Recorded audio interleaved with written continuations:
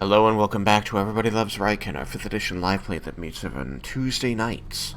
We were off last week due to some player absences, but we are back on this week for our second session of 2024. Last time, the party had a very deep discussion, along with creation of questions and then asking of those questions to divine entities to help guide their knowledge and thereby their decisions surrounding the fate of former party member Roen, no last name given. A discussion that is still ongoing, but was definitely headed in a very fuck Roen direction. Outside of that discussion, Brunar, who was not able to enter the magnificent mansion, went to go speak with members of the army once again and see what aid he could offer to the training going on here. So, your character has gone over to the army to assist with their training. You are finding groups of soldiers who are, sparring, practicing combat and survival tactics. You've already seen, or at least you had been told, but now you can see for yourself that there is a large area, 2 square miles of space on this island that have been turned into a winter wonderland in spite of the otherwise tropical climate of this place, this island. And the soldiers are actually dealing with snow and wind and falling snow in this area, while a gold dragon flies about and swoops low, harrying them and breathing gouts of fire nearby them as they seem to be acclimating themselves to this environment and this kind of harsh treatment, as you have been told by, and as you know from when you were with the party before, the ultimate goal of this is to fight a dragon or dragons. So this is an impressive length that the party has gone to in your absence to do this. You find that there are groups of soldiers that are being instructed by slightly higher ranking soldiers, it seems, though many of these people seem, in your reckoning, insufficient in their skill or knowledge to really get this job done. You're hearing advice that isn't straight up wrong, but is wrong for the environment or for the exact action that is trying to be accomplished, and it's something that you expect to hear from greenhorns. You know that this is just a lack of experience, and you're seeing around you a broad display of that. Most of the people around you are younger than you would expect for soldiers in national armies, and that's scary, but you've heard the reasons why, at least, though I think that it's still surprising to see it for yourself. And so I imagine, as we spoke about it in the sidebar last time, that Bruenor is, or feels, somewhat obligated to step in these moments where people are getting incorrect or imperfect instruction, to make those corrections, to nudge things in the right direction, to try and keep these people alive as long as possible. Yeah. He probably also... He's from up near Yeah, you're from Vardafton, which borders Ebengard, so you don't have the the same harsh weather that they do. You don't have the snowfall and the ice to deal with. But I've Vardafton been there. have its own. Yes, there you go. Vardafton has its own climate to deal with, but yes, you would have been there.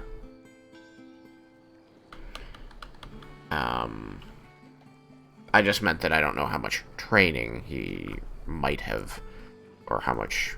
Well, you did quite a bit of fighting there at the beginning of the campaign, huh? Fine. You're quite well experienced in that area, and you had to traipse around the mountains around Dragon's Hearth with goats. And what you see before. Sorry.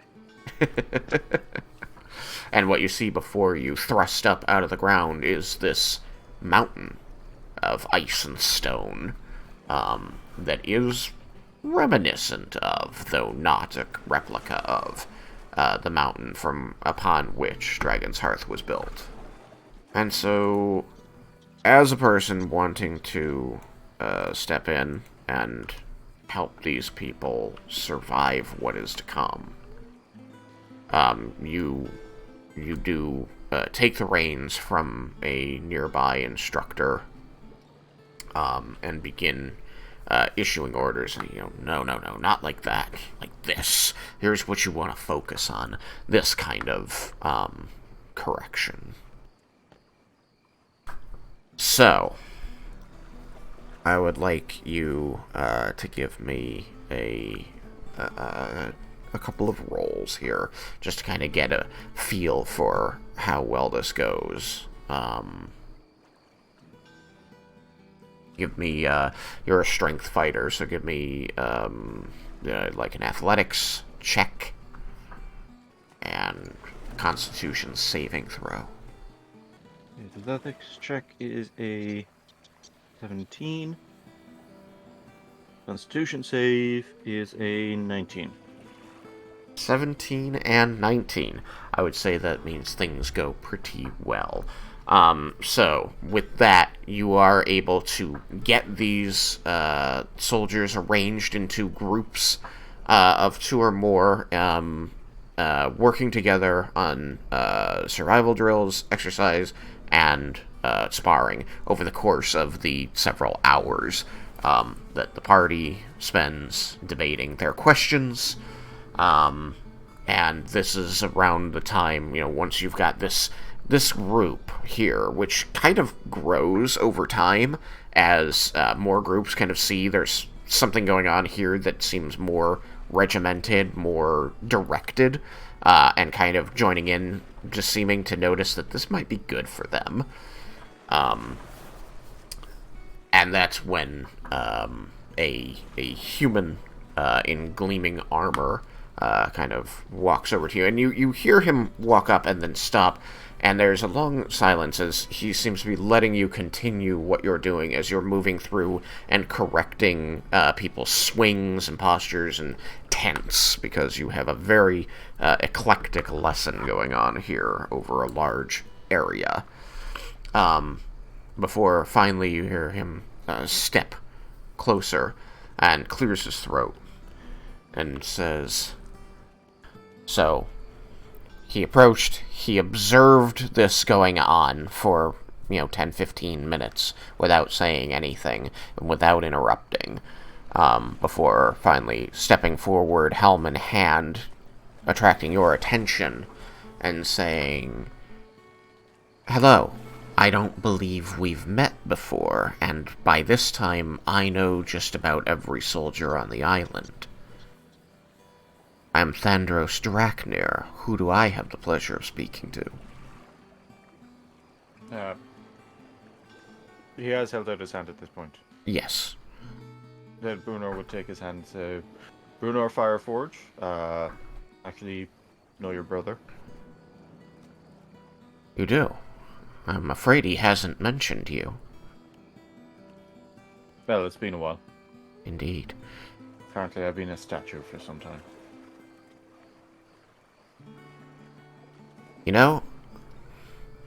Honestly, not as surprising to hear as you might expect. So... No, he's Dragonborn now. Precisely. How was the We have a trip? complex family history, apparently. But I have... Bruno knows about Saltharis um, being here. That came up, did it? Yeah. The soldiers that you spoke with 2 sessions ago mentioned they were surprised that you had met Saltharis and then said, well, I suppose if I wanted to, I could meet her myself since I've heard she's here. Ah. She'd only So been there a day when I and saw the hasn't gold worked with dragon ever overhead, since. I was like, okay.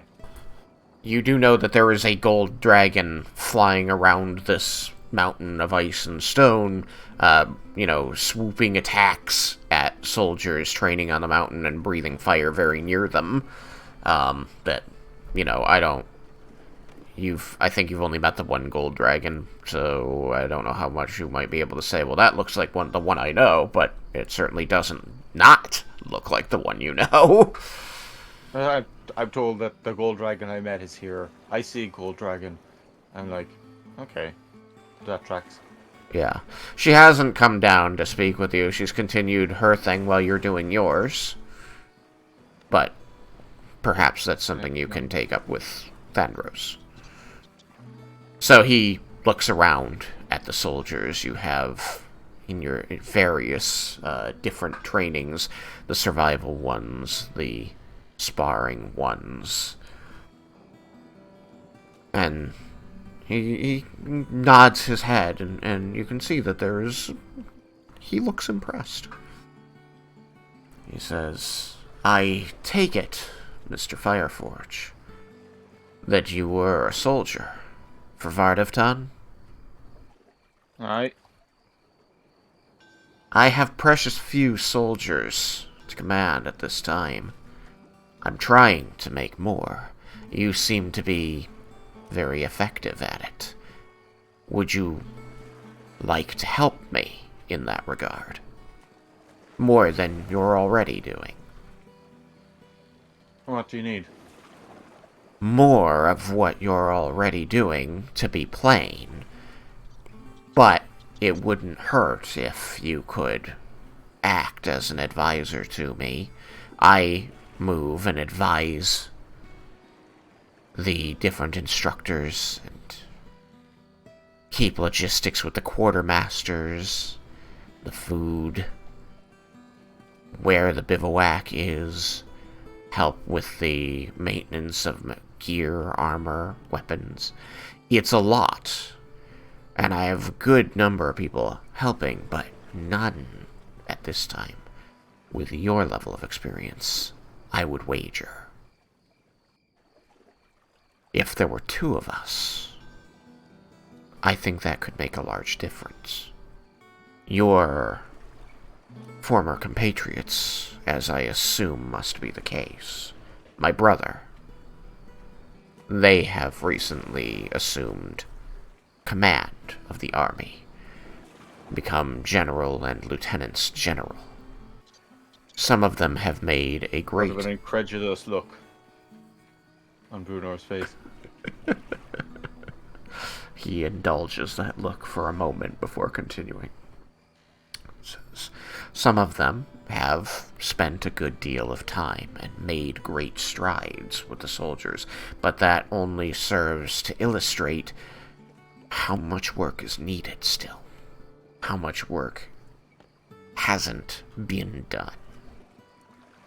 And I prevent myself from blaming any of the soldiers or even your friends for this. So many of these people, as I'm sure you can tell, came to us underprepared for such an undertaking, and so we've had to bridge that gap before we can make any headway into turning them into real soldiers. Nah, there's more to being a soldier than just being able to swing a sword. So much more. I can help you there. Good. But I'm looking at, you're saying like a larger group has formed around me. Yeah. You started at the very beginning when you got here with, probably 12 to 15 people who were already, working in a group, and you started improving what they were doing. You're probably going among a group of nearly 200 at this point. Yeah, like I would point out that that's too large a number for one person to handle, and that You know that you were taking ideally, these soldiers over from other instructors who were less qualified than you. They were all yeah, broken into smaller groups, but they all just started piling on when they saw that there was more guided instruction going on. yeah. So, like, ideally, I would instruct the instructors Yes, so that I'm not dealing with 200 or so people or more. exactly. You So, help me with that. And then they can disseminate that information, that training, for us. It's just that when the former general formed the basis of the army that is here now, some months ago, he had with him a contingent of highly trained Arcosian soldiers. But when he was called away by Bahamut, as he has this mission to gather this army, he did so in person, and he had to fight agents of Tiamat along the way, he took his contingent of soldiers with him. Now, he had myself and several others from prominent fighting forces, Bromdor, Aspara, some from Ebengard already, but that's maybe 20 of us. We all need breaks, too. We've been here better part of 2 months, 3 months. Just to give you a better understanding of why things have been lacking, I think that he did not speak of details, but there was a point where General Tatsuya came back, and his force was not accompanying him. I think that they suffered great losses against the forces of Tiamat. That certainly isn't helping these ads. No, it's not. But, because of his efforts, in spite of him not being here, we have made great strides with the soldiers here, and we wouldn't have half the soldiers that we have, the trainees that we have, if it weren't for former General Tatsuya's efforts in recruiting them. With the blessing of Bahamut and the help of angels, he was able to move around Amaranta and gather the favor of many different factions, let's call them, since not whole nations usually, but factions within nations. Plus, he was able to very quickly travel to the places that had recently been harmed by the dragons and gather the survivors, especially those seeking vengeance for what had happened to them. That is the lion's share of our fighting force. People who haven't got anything to go back to, and many who came from nothing to begin with. So you understand my predicament. Well, I understand. A lot of work needs to be done. He nods at this, but says nothing. Are you up to the task? You will not be alone, but I think that I will rely on you. And it would be a great help to me. Before you tell me whether or not that is something that you would or could do, I must ask, you traveled with that group, with my brother, before. But you don't since this stone thing, correct? No. And if they pull a Tatsuya and whisk themselves away from this army to do whatever it is Bahamut wills them, you would not go with them. Bruenor looks at the mishmash of people doing whatever it is they're doing. Mostly what you told them, luckily. No, I think I'll probably be needing more here. That is what I would So like to they've impress upon. grown a lot since last I've seen them. Things have changed. You mean my brother? Well, that's a more noticeable change, but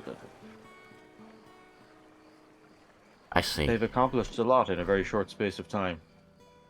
I haven't been privy to their accomplishments other than that apparently things at my own home are better for my brother's recent visit. But if that is any indicator, then I imagine, yes, they have probably been here and there, possibly everywhere, accomplishing great deeds. They say they have a way to put the dragons down that will not require us to destroy Tiamat in yet another battle when we are already on our heels. That is something that hadn't been proposed before. I don't know if Bruno is privy to the ins and outs of, like... He actually doesn't... I don't think he knows any of this.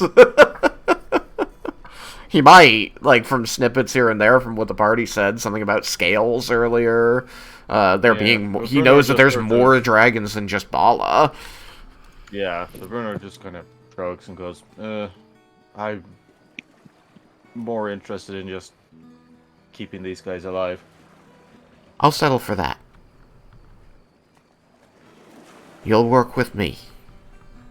You'll know what I know. And I will make that our priority. They will lead as best they can, I am sure. But I need people who won't disappear like Tatsuya did. Bruno stands at attention and gives crisp salute. He will return the salute, straightening up to stand at attention to you. Say, you can count on me. your rank is lieutenant. You're just under me. You call me captain. I think I should start now with some of these instructors, just to help these guys get the basics. He will, at that point, reach into a bag and produce a ream of papers that are tied with twine and say, these contain the names you need to know. The top 10 sheets are whatever you might need. Names, place of origin, and subset of skills for the people I have instructing these soldiers. The rest are whatever I could gather on the individual soldiers. Try to ignore the ones who are young. And I'd only mean that they are young. They all have a lot of heart, and those especially, they don't have a home to get sent back to. This is all they have. It's not something I would wish for them, but I wouldn't try to turn them away from it either. And you can see a distance in his eyes as he says that and looks away from you. You get a sense that he is convinced that were he in their shoes, he would do the same thing they are. I'm not sure Bruno gets what he's getting at, because I don't quite understand what he's getting at. The fact that you'll be helping to instruct people who you probably wouldn't want on the battlefield were the situation any other way. Kids. Oh, shit, like, oh, When he said young, I thought. Yeah, No, I he wasn't means thinking young. children. They're young here. Like Leah's age. Oh yeah, yeah. I'm sure Bruno And would you can have remember when some. Leah joined the party. Tam asking her what she brings to the table. Uh, yeah, like Bruno would have. I think he'd have ideas of what you can do with children that keeps them off the front lines. No trebuchets. Well, Let's not be too hasty. Do not put children in trebuchets. No, they fire the trebuchets, obviously. Oh, I guess that's slightly more reasonable. throw them inside. That way they skip the front line. Yeah. They hit the back lines of the enemy. They'll never see it coming. Anyway, so that is the interaction you have with Thandros. A man who just wants to keep these soldiers alive and sees you as a way of improving those odds. Very good. Uh-huh. So Bruno's going to check out, like, the instructors. He's going to check out, like, their plans for supply lines. Mm-hmm. I think he figures that if Thandros wants to keep children off the front, then they'd be best off at the back, as some sort of support. Put them in sort of have them help out with what's the word? Rations? Yeah, like stuff, the storage, Logistics. logistics. I was thinking quartermastery. That's the word that popped in. All that, like just getting things where they need to go, messages, Inventory management. all that. Okay. That's going to be important. Alright.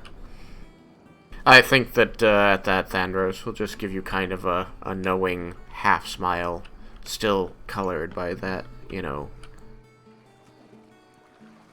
clearly there's some trauma behind it. He says, I do wish you luck in convincing them not to fight. I haven't had any. I remember being young. Well, That's less clear than he does, being 100 and something years old. Yeah, but young for a dwarf is. You're like, still young for a is dwarf. Like, I'm. Yeah, like I'm 122 years old. I think he's a young adult. Yeah. But, yeah, he seems satisfied with this. You've shaken, he's given you your rank, and he's given you this documentation to help you do your job, and you've indicated to him and begun to do what you said you wanted to help get this place, these people, into shape. The only other thing that I might say before I jump to the other party is there is still the dragon that is likely Seltharis working with the people on the mountain, in case you wanted to take a moment to do anything about that before I jump to them. Well. No, If I you think wanted a scene Bruno's- with her. No, Bruno's going to go straight into just this. Like, he's not. Yeah. He's not a combat trainer. Okay. He's more interested in just making sure that they understand discipline, the importance of discipline, the importance of like chain of command, and all of the other things apart from simple fighting that they're going to need to stay ordered and regimented and all that. That'll help them out. This also seems to have a lot of impact on when you're instructing the instructors, because I think that they understood where they got their orders from, but more than that, they understood that there's a bunch of people who have to listen to them, and knowing who you have to tell you have to do what I say is very different from understanding the chain of command. So, I think this is you'll find that this is very valuable to be teaching this aspect of it all. It has certainly been only rudimentarily touched. Enough that there isn't mass insubordination, but there isn't true understanding of responsibility. Okay? That's it now, he's trying to get some order in here. Yeah. It is a good idea. Okay. Bruenor good? Yep. Bruenor good. Alright. Let us head over to the party, as they have come back to the room, and Bruenor is gone, and they had answered a bunch of questions regarding rescuing Roen, and we're debating how much more information they would want on this, because it didn't seem like something they might want to do, but that was still all a matter of discussion. So, perhaps Laramendus. So, I don't think that we should ask the... I suppose I could try to cast a commune myself again, although the odds become less I think and this would less be your that third we- one. Yeah. Yeah. But at least just settling on the questions that we want answered, and if it's successful casting on my end, all the better, or if it's waiting until my simulacrum is no longer occupied by the army, then I suppose that is also reasonable.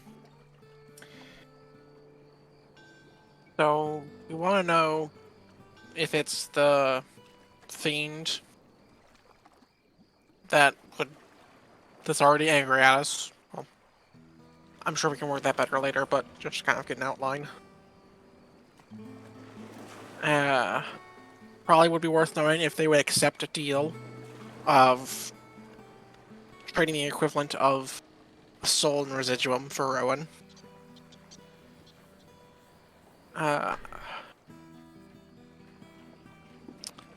What about a third?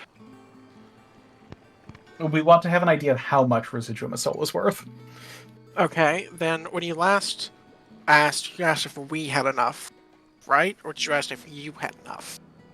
I asked if Raiken had enough, because he was in possession of all of our residuum. Alright, so then we could find out at least if it's going to be enough that one of our pouches, as it's divvied up now, could do it. Maybe souls aren't that valuable. Or maybe just well, no, we can't ask. That's not yes or no.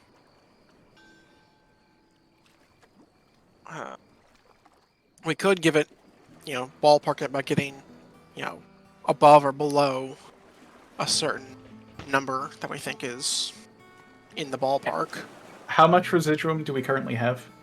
I have what I have, which is 17,000. Leah has some, Shovel has some, and Raiken has some. Give me yeah. to the nearest thousand what people have. Right, Like Raiken. Shell has. Yeah, Raiken has about 50,000. Oh, that's wrong. I'm just looking at the wrong. I have about sheet. 50,000. Where's my 55,000. And I think Leah also has residuum. Yeah, I'm trying to find it. Okay. I have spent so much of mine. You also gave half yours a million. It's true. 48,000. You're cut it in half at the beginning, and then you spend a Okay. bunch too. So we have roughly 220,000. I think it is reasonable to ask, is it more than 110,000? just to get an idea of where we are All right, in the scheme of things. sounds good. I think it is likely that the answer to that is yes, but I think it's reasonable to just pick the halfway point, and if we need to ask more to do a binary search, then we can do that. Well, you also hadn't given half of yours to Nalia, which was a significant chunk. We could start by seeing if we still even have enough in general, but either or. Turns out we just barely had enough. Do people? I have a question now. Do people? Is it a story where people have actually sold their souls for things that, like, this is a thing that happens? Asked out of character. Isn't that what happened to Roen? No, it's more like what happened to Tatsuya.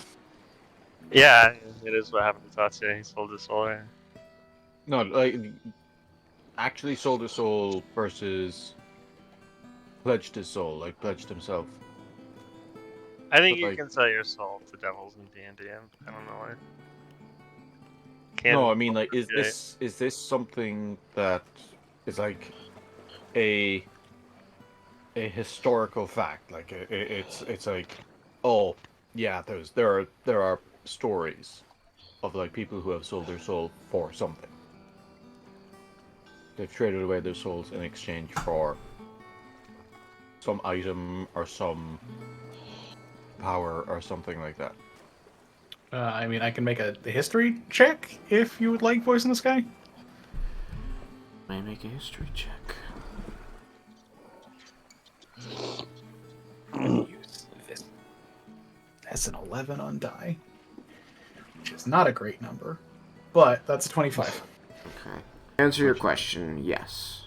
There are stories of this. They are, as with anything magic related, sparse, as Amaranta's low magic, and you guys are insanely powerful with your congregation of magical energy. But there are, of course, as the history check from the guy who cares about folktales and such, stories dating back hundreds and thousands of years of, people selling their soul piecemeal or wholesale to get things that they want. Talent, wealth, love. These stories exist in every culture, in different forms from different times, but all have the same basic elements, that there is somebody who believes himself to be deeply in need. Another entity, usually a peering humanoid, shows up and says, I can give you what you want in exchange for, the mere price of your mortal soul. What are you gonna do with a soul anyway? Can't spend it, you can't feel it, you don't know if it's there or not. And they agree to this, and as far as the story tends to go, they don't notice that it is gone, just as the deal maker promised. And then they are given their wealth, their prosperity, their love, their talent. But at the end of it all, suffering. The lesson is always that great things come from effort, and not from making deals. So yes, in short, stories of this do exist. And so, it's unclear, or possibly not entirely relevant, if the soul is what was traded with whatever deals were made.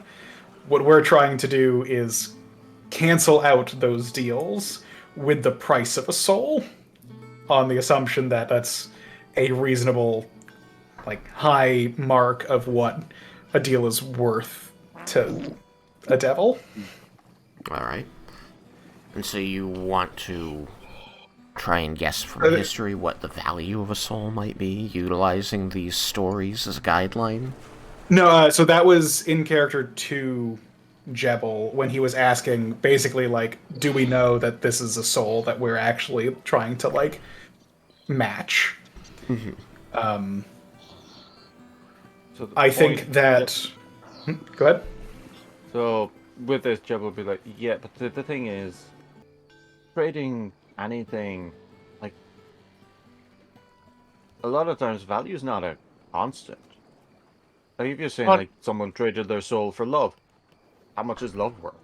Well, a soul apparently, but like, how do you put a value on some of But the things that people we trade do souls know for? that there is a magically intrinsic value of a soul.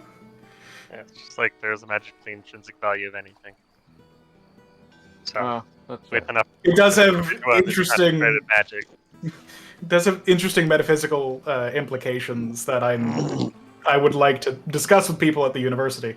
But So it's an amount of residuum, irrespective of gold value. Gold value yes, just matches up. the gold value that we assign to magical reagents is an attempt to capture in the material Real-world plane. value. Yes.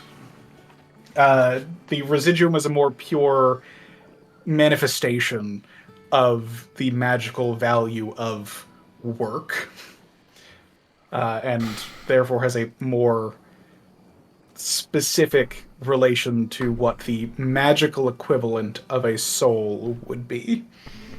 Even magic can't escape capitalism. Look, you could have told me that we didn't have enough residuum, and I might have left it there and not been like, is there enough residuum?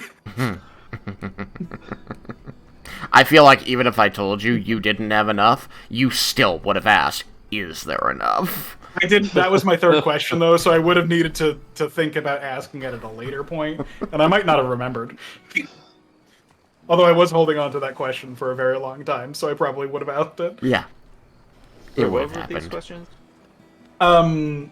So the reason why the residuum for a soul had come up was because Laramendus said that after we had dealt with Tresnor, after he became a full lich again, Laramendus had Yeah. asked if we had enough residuum between all of us, because Raiken was gone, to have removed the need for a soul to restore the lich. And because the lich was restored by a soul, that meant that there is enough magic that equates to a soul, at least for a lich, and that seems reasonable to extrapolate that there is a magical value of a soul. Of a single soul. I guess we don't know what they do with the souls. A lich or a devil? A devil. Like, Oh. how do they use that power? 'Cause, I mean, a lich just consumes it. Yeah. But I guess if you knew what it's the same thing, isn't it? Just knowing whatever they use it for. So that usually it's probably for the magic power, right? I could also just see them being bargaining chips in larger games between devils. Maybe they Pieces just, like, they're just little trophies on a wall. I'll call your 50 souls, maybe they're a delicacy. They just like and I'll the raise taste. you.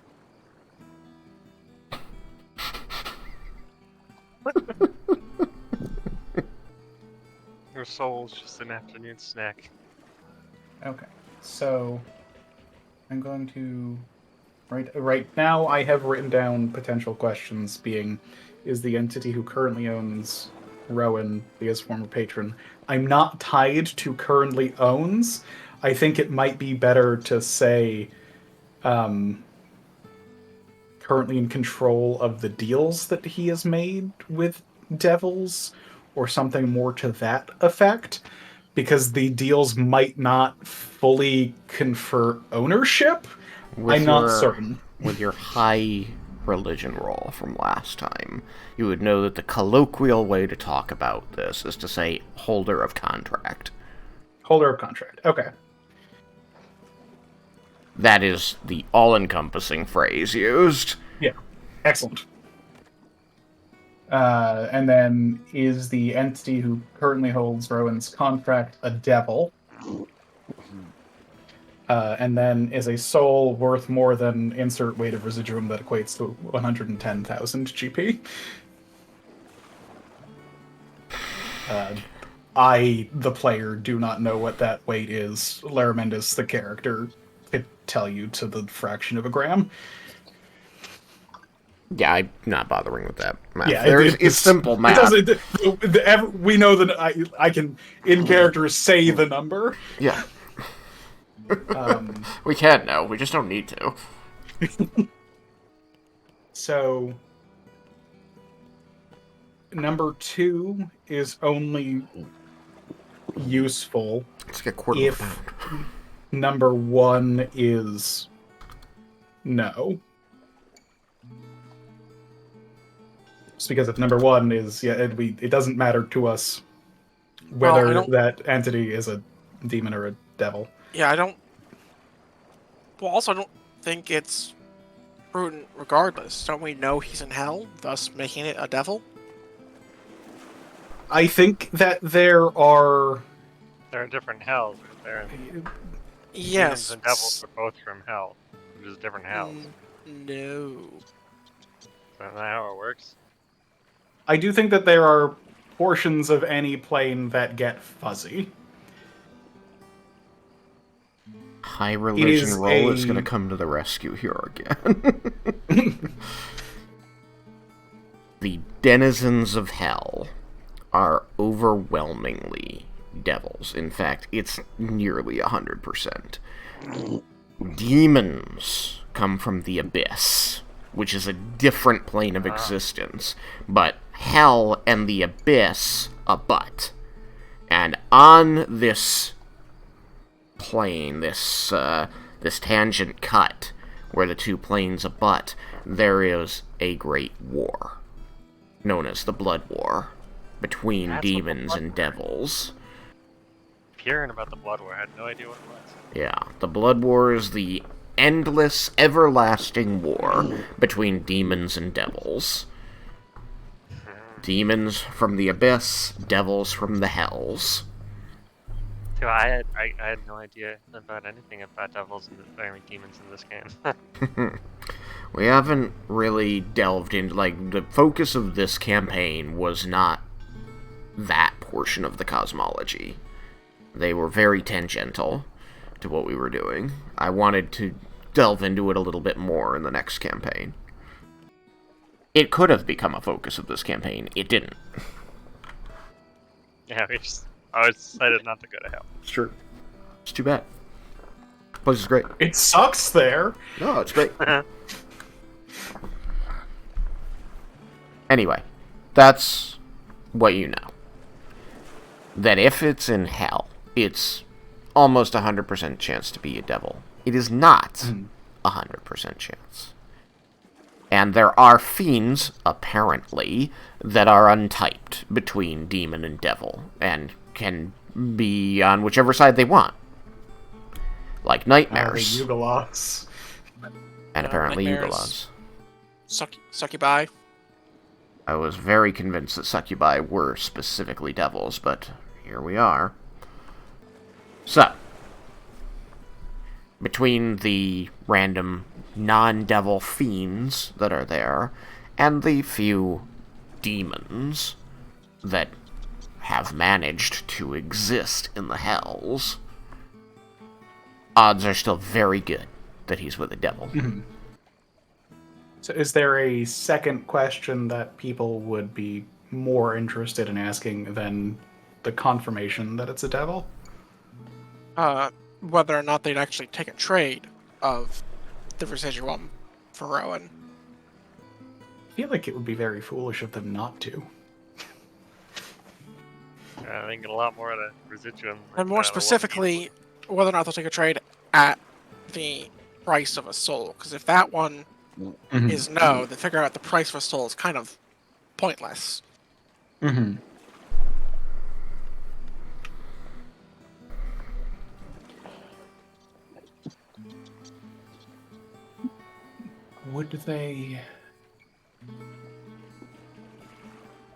How would we want to ask that question in a way that isn't just unclear?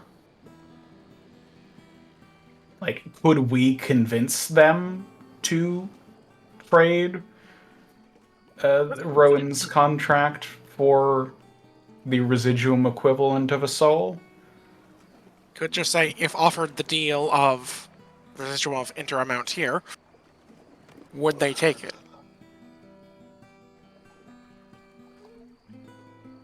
To remove outside influence that the DM can't really see. Any other suggestions for phrasing there from the rest of the peanut gallery? This is one of those. Is this the thing that's either yes, no, or unclear? Yes. Yes. Unclear. I mean, unclear, yeah. I Fuck all of mean, you. isn't there a very high chance that last, or the question that we're trying to think up right now would come up as unclear, just because the devils probably, maybe not necessarily have thought about trading with residuum, so that hasn't come up, so they don't have a number yet.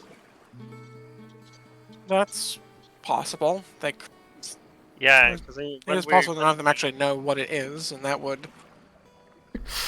Raiken coming out with the big yeah. brain. It's like we're asking an entity, I think. So that doesn't Fine. how I was does the kinda... entity necessarily know what the devil wouldn't agree to? Sometimes Raiken has his moments. It was like when you were asking Zentharmel, like, how long something took when he had no concept of time. Yep. How long will this take until it's done? That's not helpful. He's just like, oh, you want a number? 5. Is that a reasonable number? You look confused. I apologize. Oh, 6. That one looks more confused. 4. 100. I don't know what you want from me. I'm gonna get it.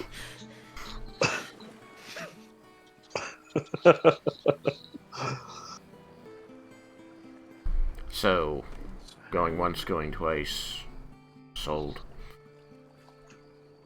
Yeah, I mean that's just what I'm thinking. It's like we don't necessarily. It's not that we shouldn't ask. It's just I feel like there's going to be a very high probability that we're going to get unclear, just because we don't even know if the devils are aware of residuum / it ever came across to them of doing business in residuum.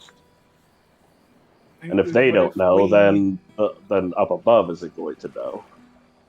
What if we include in the question about a demonstration of the power of residuum to show them the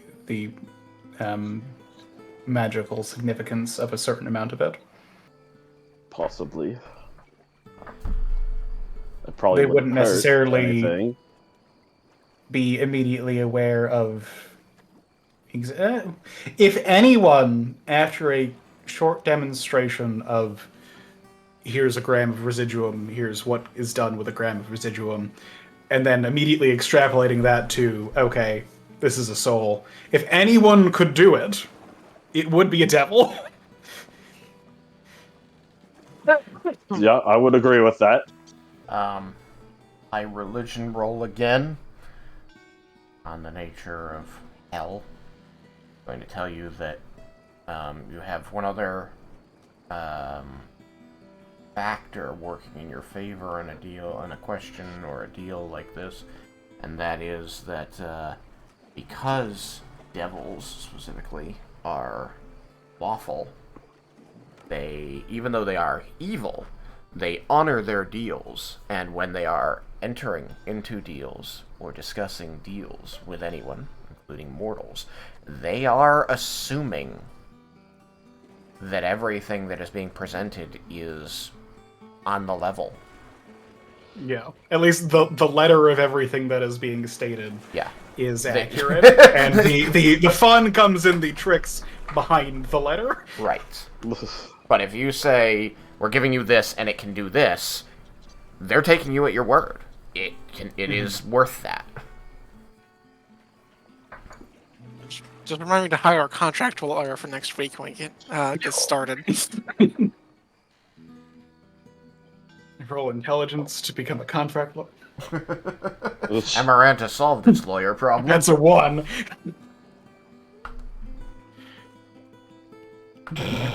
Yeah, you become the best lawyer ever.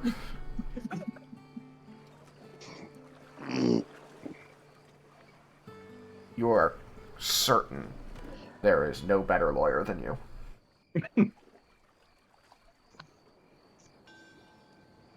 So I suppose if offered a deal of solely residuum of equivalent value to a soul for Rowan's contract, after an explanation of the magical value of residuum, would the entity who currently holds Rowan's contract accept?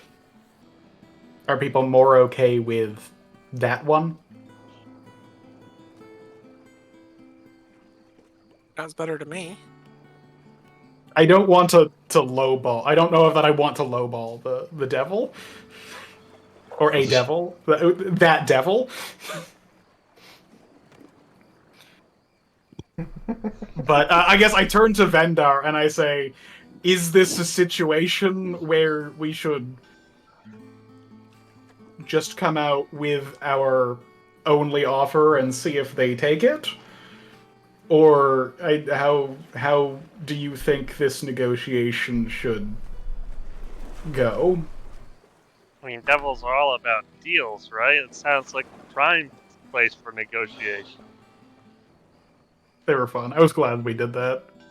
Lock them in the force cage. And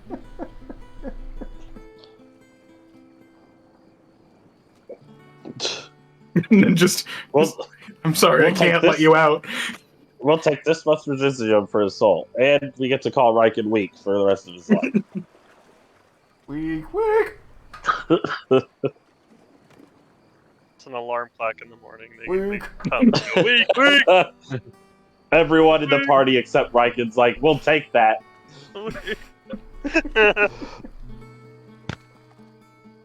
Every morning, you awake to them screeching weak at you. Gotta set up an alarm spell. God. Whenever it is this time, so for 1 full minute, it's just that. Every day, cast magic mouth on like a rock that you put next to his head, so that the trigger being he wakes up. Being the sun rises.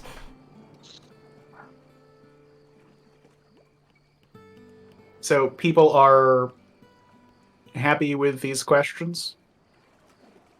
I think so. If the answer to question 1 is yes,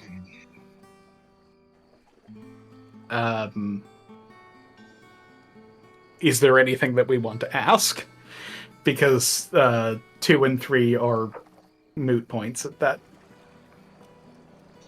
I guess we could ask, is it possible to break this contract?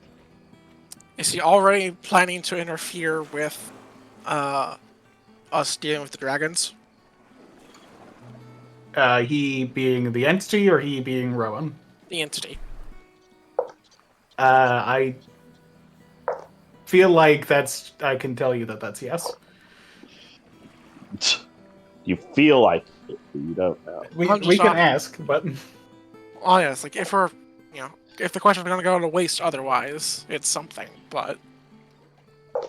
I know it's not the best question. Sometimes you just gotta go with the vibe question. But if we know if we know for certain he's already planning to screw things up, I see 0 point in not trying to save Roen at that. Oh, so, If the answer to 1 is yes, then I think that we can finish planning the yoink him out. The hell And- heist. Yes, I think that's what that question tells us. Whereas if it's no and we need to make a bargain, I think if that one is no, then it is too dangerous to do the heist. And at that point, we should try and make that bargain. Okay. Then I don't know what other questions there would be. Like I think any questions we would have at that point would just have to be for other topics. Like I don't even think there'd be. Which is fair. Like, is Raiken the strongest warrior ever? No. No. Like You're not the voices. the answer might very well be yes, but that's not currently a primary concern. If you kill those dragons, congrats, I think you'll have proved yourself. It's not your level of concern, but it's mine. And no, Look, 'cause can there's we do always that? Like, try. there'll be a pseudo-Laraminus that can do it for you tomorrow. Or even tonight, I guess. If things don't go according to plan. Or do, I mean, whatever. What if they think it would be very nice if we ask them the question, are they having a good day? I'm not gonna lie, I've had clerics that I absolutely want to play and cast it every day, just like, what's your favorite color? Like, that kind of nonsense. Just, are you the one that I spoke to yesterday? Yes. Excellent. And then you have like different pages in a notebook. As you Unclear. record. Are you the one who answered me yesterday? Still unclear.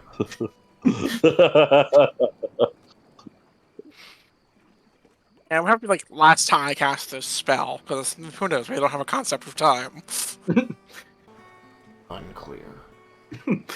It's like, why was the answer just a sigh? Like, that didn't sound possible. But The book so- says that I get to elaborate if I feel like it. I don't feel like it.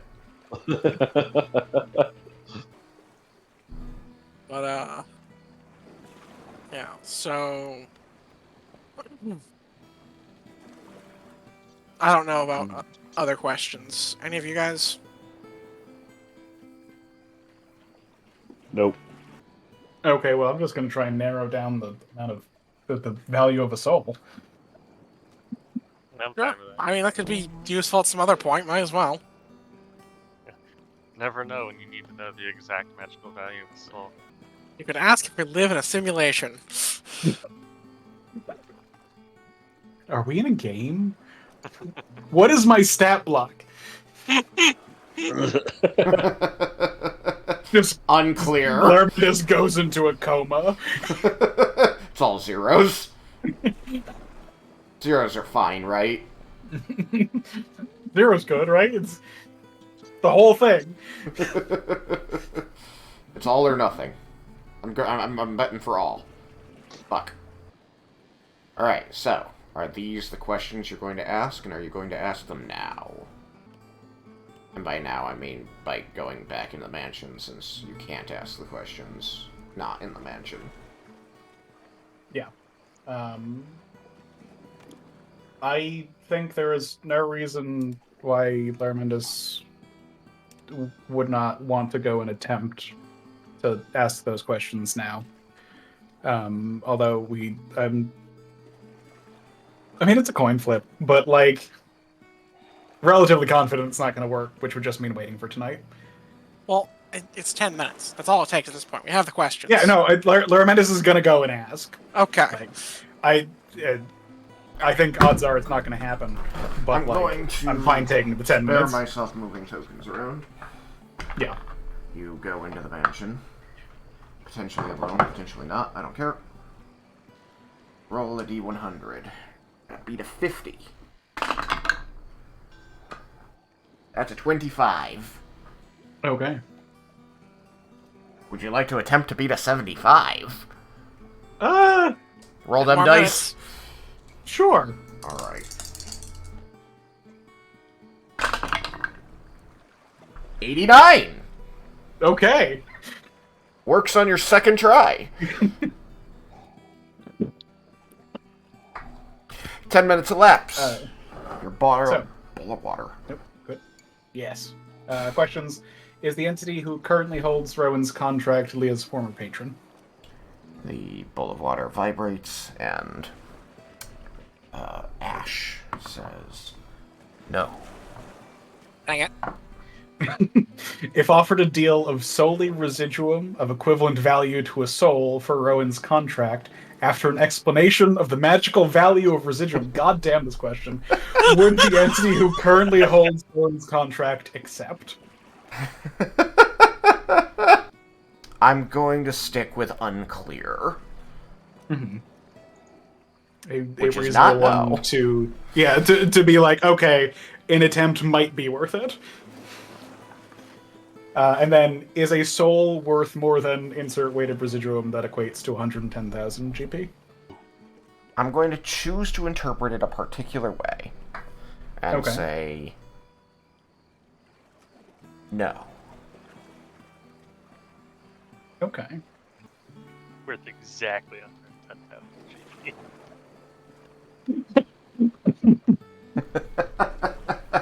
That is not more than.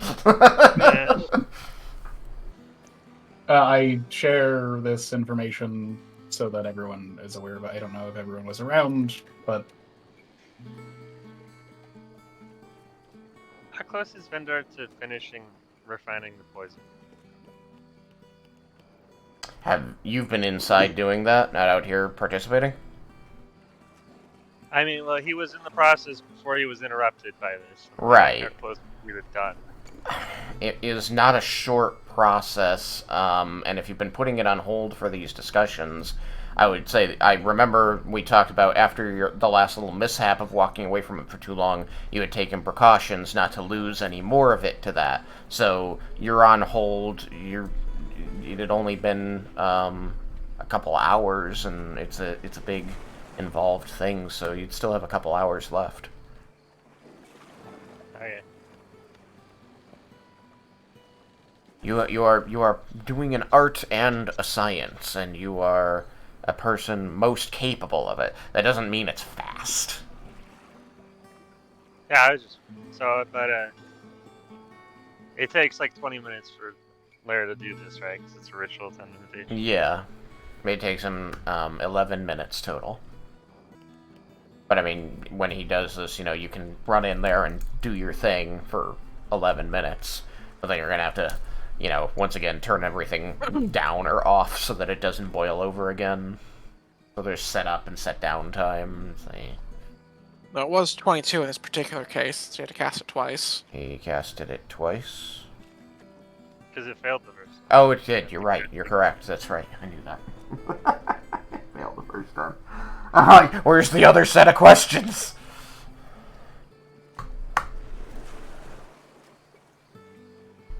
There was a part of my brain that knew, but also didn't. That's like, yeah, you don't know that you failed until after the whole casting. Like, you just, it didn't work. You didn't cast. Like, no. You have to spend the 10 minutes casting. You start casting, you get a dial tone, you're just like, shit! Don't waste the time. Your punishment is to listen to it for the next 11 minutes as you finish casting. The divine music. I suppose we could also be having most of this conversation now over the bond. If Brunar is no longer, he That's true. I mean, so you could abandon and just go back to cooking, since you don't have to stand with everybody, since you don't have to include anybody who's not on the bond.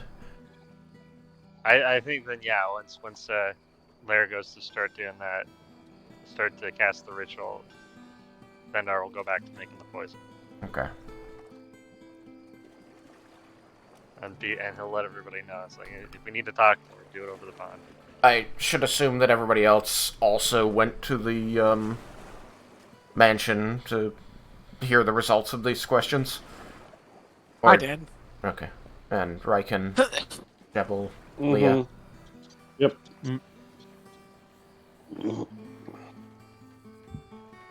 Yeah. You okay? Yeah, I'm fine. That was like the wobbliest yeah ever. Alright, I hope you're okay.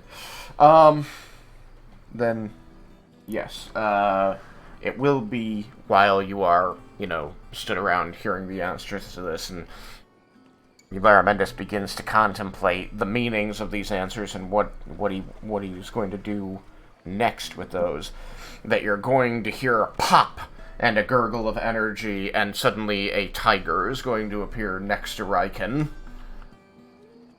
Oh.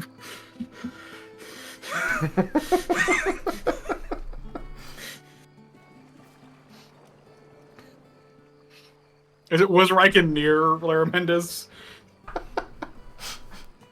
Raiken, were you near Laramentus?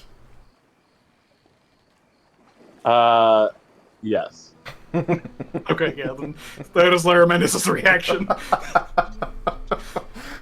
She just stares at you. She's sitting there, her tail swishing back and forth. She's just staring at you with half-lidded eyes, Raiken.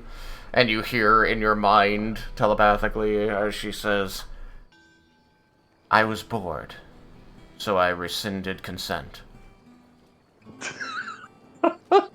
What? I didn't even know that was physically possible. What? Nalia told you it was possible, and you told me Nalia told you it was possible. Damn it. And I needed to make sure it wasn't a lie. Now I know it's not. Yes, now we know. She was telling the truth. I'm sorry. She looks down at her body. She's like, look, my wounds are healed. I haven't had a chance to bring you out yet. Where are we? She's looking around. You see her look up at the sky and immediately, narrow her eyes and her nostrils flare. Laramentus would have been casting it in the sitting room again. Fair enough. Then she does. So there just aren't any. I suppose if she was right at the window into at the garden side, then she could probably see up there. It sounds like you're near the fire, and she would have been very near you. So no. Yeah. So she's just looking around. I like it here. It's comfy. I think as soon as she appears, one of the unseen servants just pops in next to her. She bites it. Just waiting expectantly for, She bites it, it fades out and then fades back in. She goes,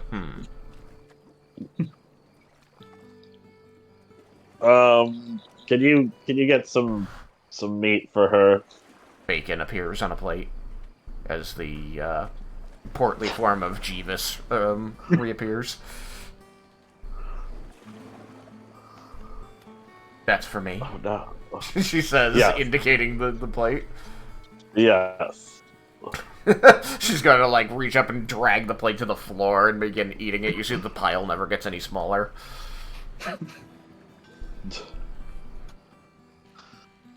Jeeves just sort of straightens himself up, putting his hands behind his back. I rolled a d20 for ability to just keep a straight face on Jesus' part. He got a 17 on die, so he's inscrutable. Exactly as you would expect. Good old Jeeves. Alright. I like this place a lot. Do they have rump? Can you change it to rump? It's just a nod, and then it's changed. She attacks voraciously. And there's also, it's a lot of different animals. There's now, there's a spread. Just new butts. Because you were unclear. Find a pick a rump. Each butt more different than the last. I've never had so many rumps. Which rump is your favorite? She's just going to town over there. Eventually, she does lick her chops and looks at you, her eyes once again half-lidded, like she's very disinterested in what she sees. She says, I'll give consent again, later. That's fine. You can enjoy the rump for now. Theramendis is doing, like, mental arithmetic for amount of food that has been eaten. It's a tiger. She can definitely eat several people's worth. Because it's food for 100 people for a day. True. But I think Laramendis is just, like, making sure that they're not going to run out because he's terrified of that happening, because he knows how poorly Raiken controls his familiar. That's how much Raiken himself eats. She begins lapping the water out of your bowl. Sorry, I talked over you, Vendar, one more time. Buckets and buckets of bacon. Buckets and buckets of bacon, yes. But, yeah, eventually... Like, just how Raiken eats this. I think he can keep up with Gabriel. Hey, like Paladin... Don't encourage them.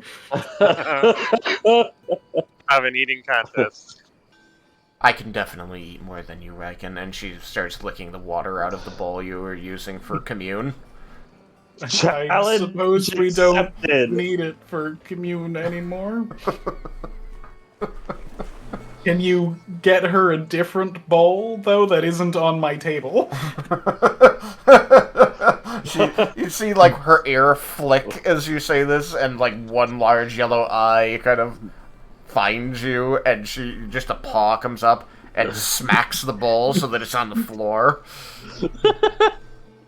I should have expected that. And then she begins licking up the spill. So, Jeeves, we need a bowl of water over here. Jeeves is just gonna right the bowl and fill it. He's still using the same bowl. it's right there. And a tankard of ale for me. It's going to produce a very eerily similar looking bowl, but it's full of ale. And he's going to place it on the floor for you.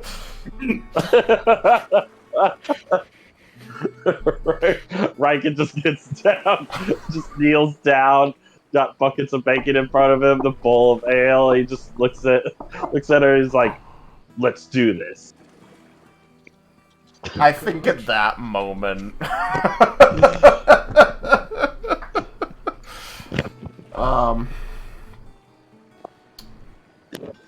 damn it, I forgot your servant's name, Sam. I'm sorry. There's a bunch of them. No, you know, the special one, Blue Eyes.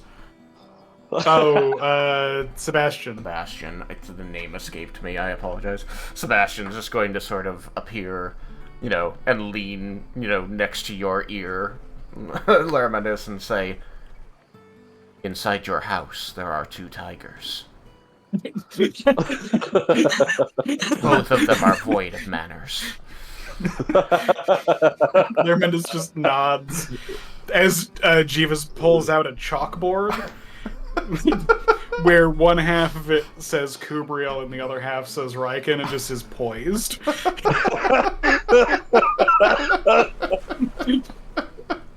Oh my Again, gosh. like, no expression.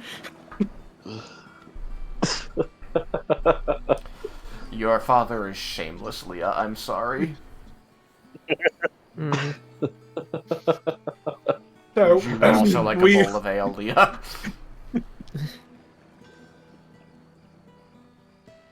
No, she's not allowed ale yet.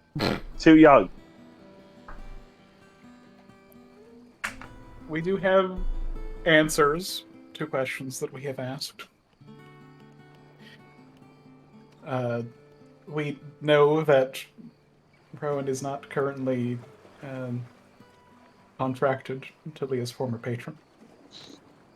We know that the entity in possession of said contract would not outright reject the equivalent value of residuum to a soul for that contract.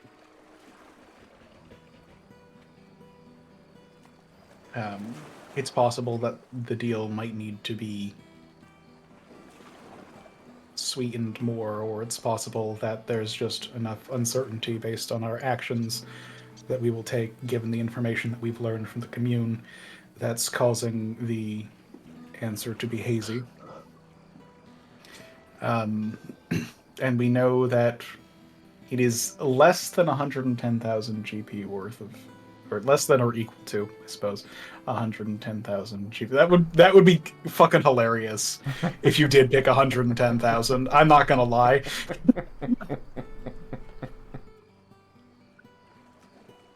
I will never tell. 109,999 and 9/10.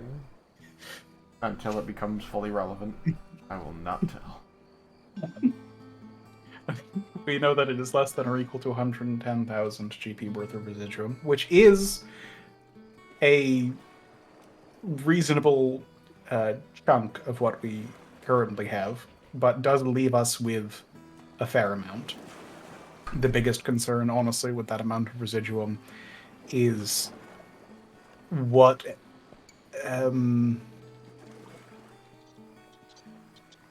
mischief is the wrong word, but it'll have to do. The entity will be able to get up to with that much residuum.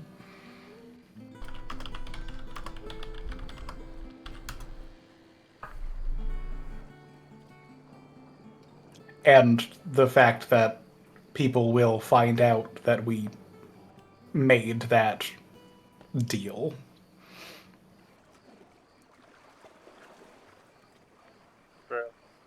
When Lermanus says that, he's very much thinking about the higher-ups in the Mages Guild. And so what will the Mages Guild think? The discussions that will arise. To be fair, though, I don't think any of them know how much residuum we have. Other than Nalia. Nalia knows, but she wouldn't narc on me. Not to them. They know that we've sold them a little bit for a lot of gold. And if They know that we have gave enough that we've been 110,000. throwing it around, but they don't know how much we have. They probably would be annoyed finding out that we gave a devil 110,000 gold worth of. It could be less. It could be a lot less. It's probably not a lot less, but Maybe souls are cheap. dime a dozen, really. Yeah.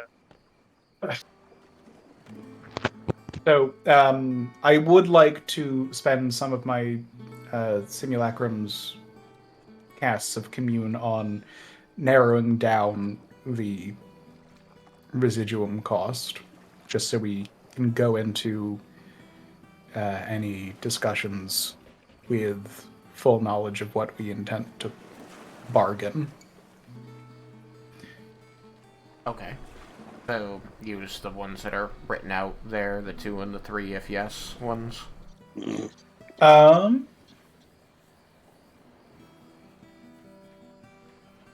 I'll write down. So that would be for tonight because I want the simulacrum to continue teaching. Yeah. But Oh, right.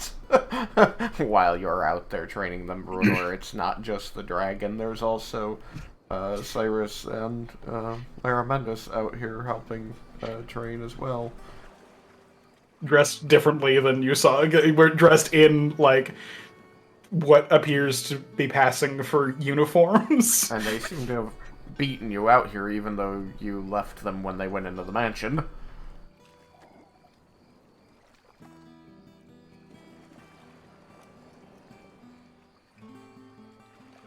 They probably wouldn't go. They wouldn't go and approach you or anything like that. They just are paying you no mind. They don't have orders to. Yeah.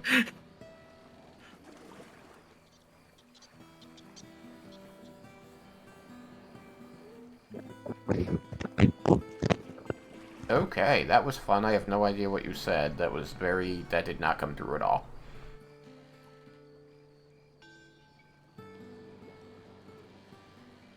Leo, were you trying to say anything? No? Okay. Your mic was picking up noise.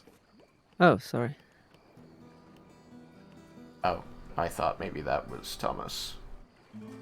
Hmm? I heard the noise too, so. Oh. I heard You were the one who was lighting up for me. Oh yeah, my microphone light up by nothing. Yeah. It's just Okay. me scrolling on my mouse wheel and it lights up. Fun.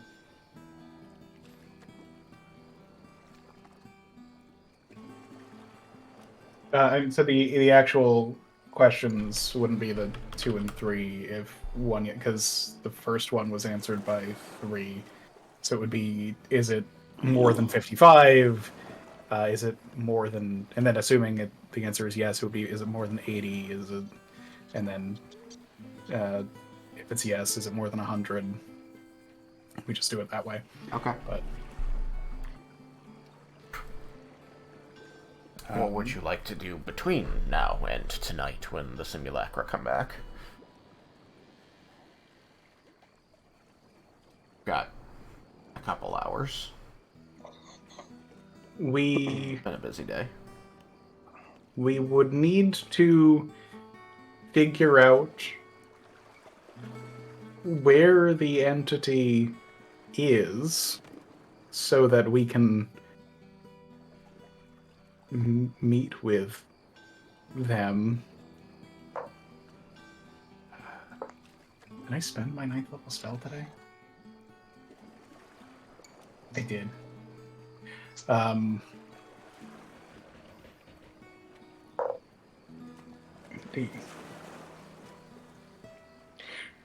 Can I send to this entity Can you send to this entity? what I know?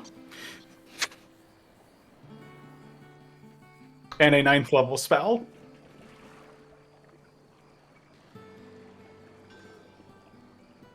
I think that you would at least need to know a name that it goes by. Like, you can... 9th level works on gods because people know how the gods identify. Yeah. That's reasonable. You haven't identified this thing beyond it holds the contract to somebody I know. Yeah. Is any of this vocalized? So Lermanus would say that we need to figure out who they would have said we need to figure out who they are. I mean, Or where they are, not who they are, so that we can come to some kind of arrangement with them. you could try and use Roen as an intermediary. You know, Yeah, Roen. I suppose you could send It's to true. Roen. And I can use Hey, a we're much trying to lower level buy- spell slot to send to Rowan. He might be able to give you at least something to contact Yeah. the creature directly, or might even give you some of the info himself, since we'd be working to extract him. Yeah, even He if also I don't might think be- he takes sendings you from me wanna be kindly. I was gonna say, like, he also might be super pissed that you're trying to Yeah. contact him now of all times. I mean, to be It's fair, just I don't think trick you get a choice.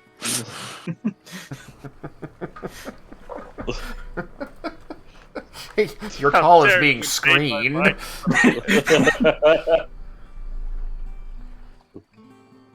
But that is 25 a words reasonable for nothing. point that asking Rowan if he has a name, a form of address that the entity in possession of his contract goes by, at the very least. And a location would make things easier as well. But even if we just had the name, then we could use a 9th level sending to initiate contact with the entity. We do not have a tuning fork meant for the Hells, which does mean to plane shift there, we would need to wish.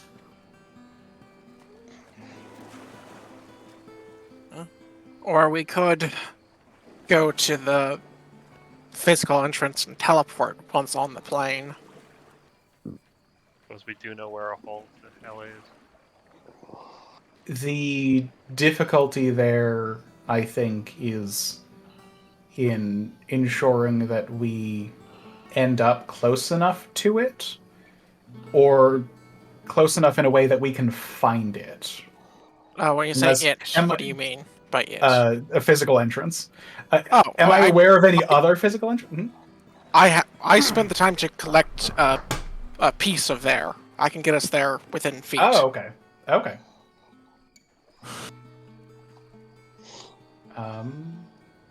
Like, there are particularly interesting stalagmites, which I was told would function, and so spent like 10, 20 minutes getting a piece.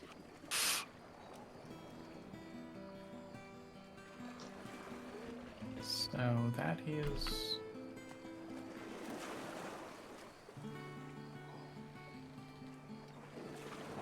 If we go in there... Teleportation, though, on the plane without a circle is still going to be fraught. To go physically to the plane, which easy to get there physically. Good to know. But getting where we want on that plane it means we're taking the chances with the teleport. Well, do you have another form of high-speed travel we could use there instead? That's why I was thinking if we just plane shift, we can be more precise and not risk a mishap. True enough, just trying to conserve the Yeah, big spell but slots. I think it is entirely reasonable to attempt to conserve that spell slot. 2 7th level spells is much nicer to spend than, or I guess a 7th and an 8th. No, I can do a 7th and a 7th. Oh yeah, Actually, no, I yeah, can't. we get 2 7th. Oh, we do? Yeah, I have 2 How about 7th. I think that you have 2 7th. 'Cause I think all full casters are the same. They should be. Oh yeah, look at that. But yeah, 2 7th level spells, much nicer to spend than a 9th level spell.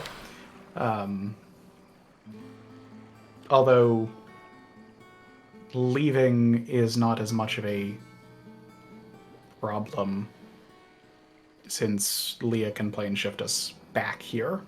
I mean, how long does gate last? A minute. Too short for negotiations then. I mean, I guess you could make it last 2, but still too short. But if we had things like negotiate in advance, we could use that for both arrival and departure. Vanish. Oh yeah. Well, I'll finally get to figure out where that actually puts you. but yeah, so we have a lot of methods of leaving hell, assuming we are not being hampered in our departure, which would need to be part of the arrangement, part of the deal that gets made, is that we are able to leave unhindered. Yeah. I mean, it Or sounds like perhaps you're try- going through a lot of effort to figure out how to get to this person when you can be pretty Yeah. sure they'll come to you. They're gonna come to us, Wow. you're gonna try and meet in a demi-plane. Something. Yeah, Yeah, I suppose that's fair if we're... we just pull Raiken and pull Roen here. He'll probably come, right? We can make it for them. It is easier than going to them. So, Of course, if we could negotiate them with them via sending, then maybe they could just come here without us needing to gate Roen. I don't think we will need to gate Roen. I think that his transport is probably fairly magically reasonable for the contract. So we can probably manage to get him without a gate. No. once the deal is struck. I don't particularly want to try and bring a devil here. A demiplane, like Cyrus said, is a reasonable thing, I think, and a reasonable proposal. But I don't know. With my 24 devil check, I know that they frequently have means of making it to the material plane. Do I think that those means would also make them capable of traveling to a demiplane? That they're aware of enough for like a wizard to have cast demiplane to get to the same place? Or do I think it's more limited in that they are doing a like planar travel to the material plane specifically? There are many means they might have access to, but you don't know who they are, you don't know what means they have. But with your 24 on devil knowledge, you do know that some of those means are more limited, only to certain major planes, and some of those means are incredibly specific and tied to anything they might specifically want to go to. Some of those means are combinations of powers. Yeah. And a lot of those more specific and powerful means are limited to higher ranking devils, because you know almost nothing about this devil, its rank, its tier, what level of hell it resides on at this point. You have no way of knowing what powers it may or may not possess, or what disposition it may or may not have. But you've been given to believe from your commune that there is a chance it will negotiate, given that you were not told no about that price. That is what you know.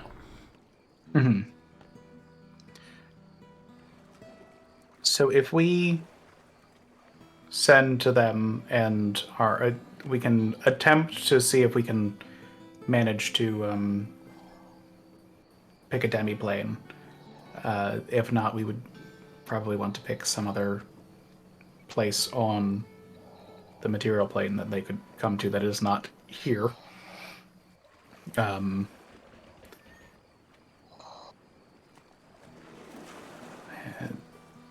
Magnificent Mansion is a demiplane, and you could offer them a refreshment. It's true. I would. I mean, I guess earliest possible, no matter what, this has to be tomorrow to be able to send to them via a 9th level spell. But I think that they would still need the permission to be able to enter the Magnificent Mansion, so I'd have to recast it anyway with permission for them. I don't know that somebody can just pop into it.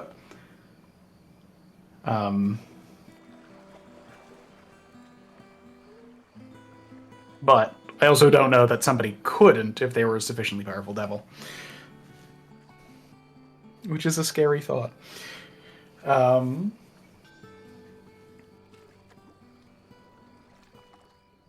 So, ask Roen for name is a reasonable next step. So that we can then tomorrow send to them to begin discussing a meeting for this deal.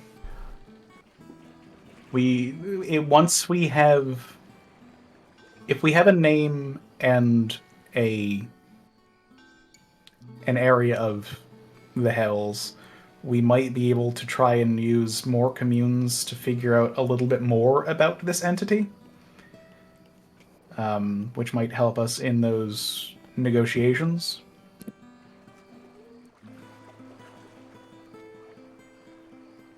Yeah, and the more we know, the better. Especially if we know what it wants. If it wants something more than just residuum, it'd be nice to know. I think that Commune will be not a particularly helpful spell for determining what it wants. Yeah, probably not. And what it wants that we can provide. Yeah, I mean, we could try divination, but I've always found those more cryptic than useful. I don't think I have that spell. Do you not? I thought you did. My bad. And I might not even know that exists, so ignore that comment. Yeah, I think I didn't learn it just because it wasn't on the wizard spell list before, so it would have been through my ritual caster. And two, it's cryptic enough that Laramentis didn't care for it. He wants as sure as you can get. Mm-hmm. Not like, what's going to happen here? And it's like, well, a leaf falling in the winter. Tomatoes. And it's like, cool. Gotta love the Fae. Alright, you got half an hour left. What would you like to do with it?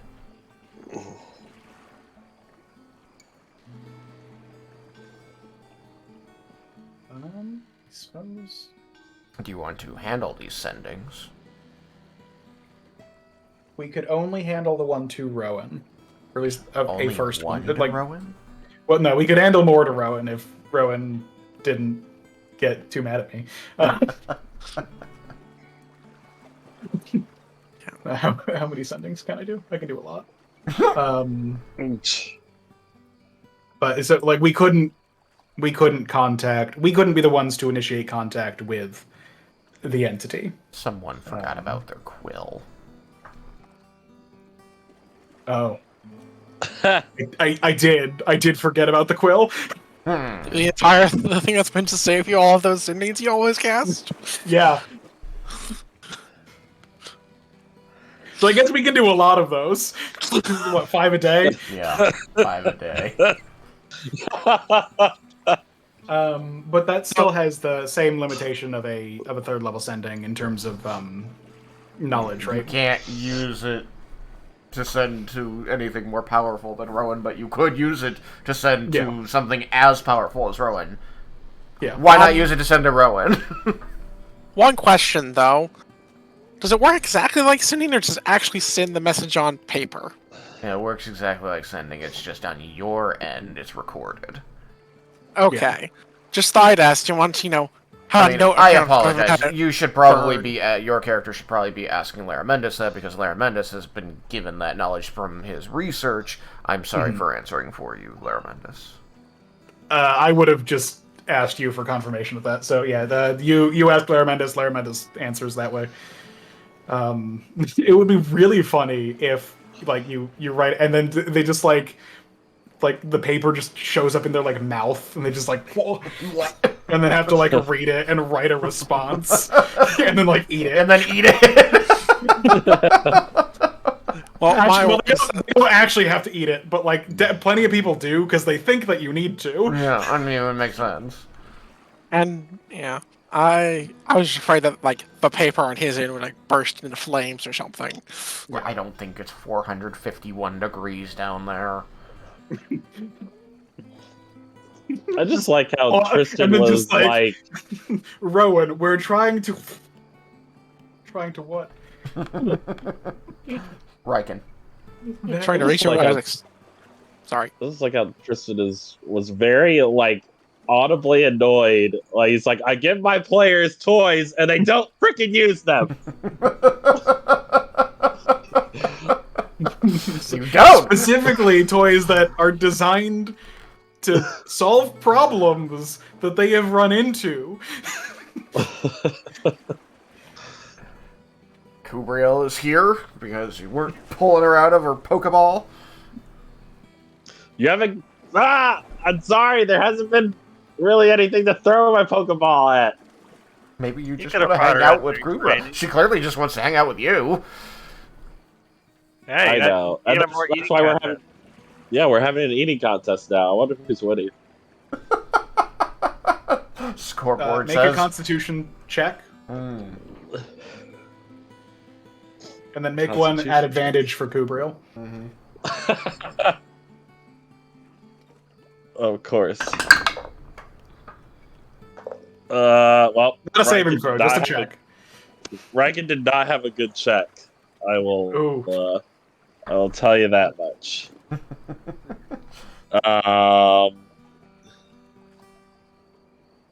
Yeah, his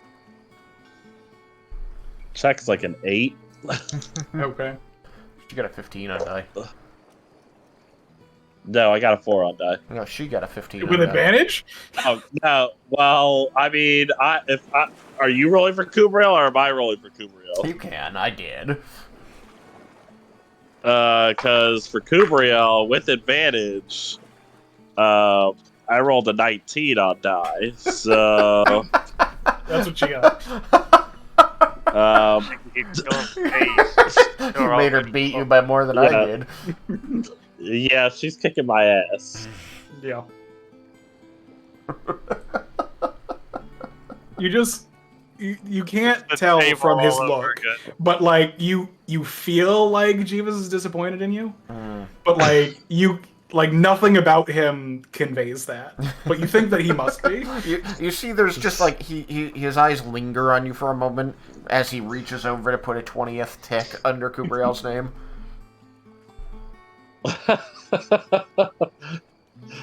No, it's not supposed to happen like this. He looks over at your 8 again, and seems to be waiting for you to finish. It's not fair. You had time to rest. Don't be a Get an sore empty loser. stomach. You've got rump on your face. What? Not even eating bacon. And why do you have rump on your face? Raiken looks down. There's rump in front of him.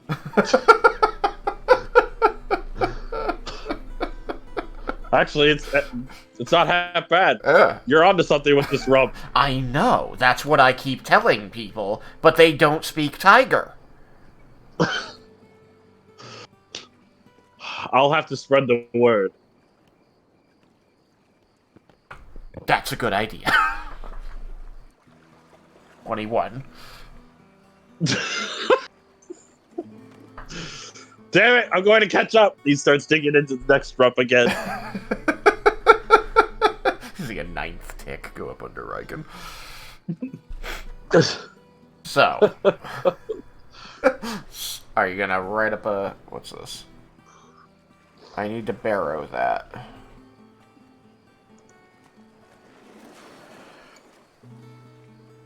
Barrow. Wow. That was quite the statement I just read. I mean, quite the statement from someone you wouldn't think. Yeah. I didn't finish reading that. Now I have.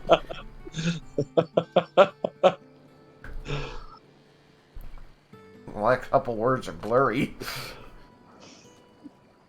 Anyway, so. What do you want to say to Roen? And does it start with sorry? Because I'm sure it doesn't.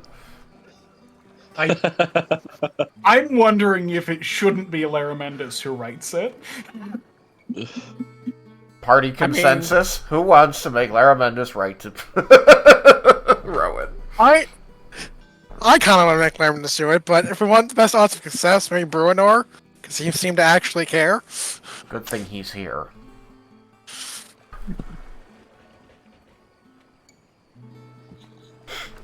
It's a Bruinor. We need to send to Roen, and he's gonna be mean to me.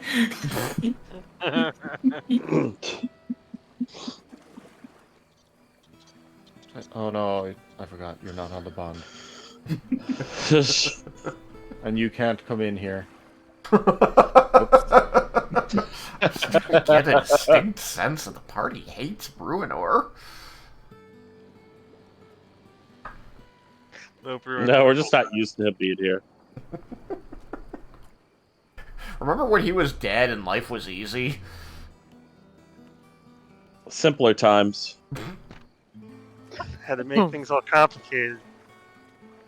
Trying to think if Laraminus would think to start with sorry. I think that he would think that's an inefficient use of space. Yeah. Well, I want to put it this way: are you going to put it where everyone else can, critique if they desire? No, or the intent is I'm gonna write something out and be like, this is what I'm proposing, like the normal way that I do sending. Well, you're writing it out like you normally would for the party to critique, and then it glows, and you realize you wrote it with the quill. It's like, shit! Yeah. Well, if you want to save Sam some time, Cyrus is going to point out that it should probably start with sorry, at least for the first 3 words. Sorry for leaving you a rotten hell. But hey, we're thinking about saving you now. Sorry for delay. I hope the sending finds you well. Got lost. I hope this sending finds you. Sorry, I'm an asshole. I hate my business communications course so much for exactly this reason. I was required to say all the lines that I hate that are correct for that course.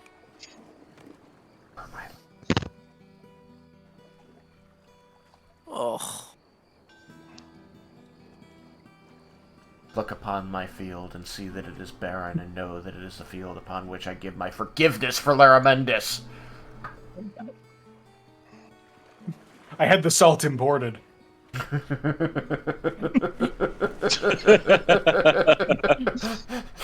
So you know I care.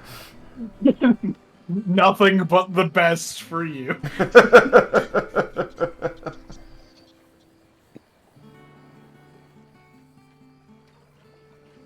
This is gonna be so horribly detached. I hope this message finds you hell. Oh, that's so good!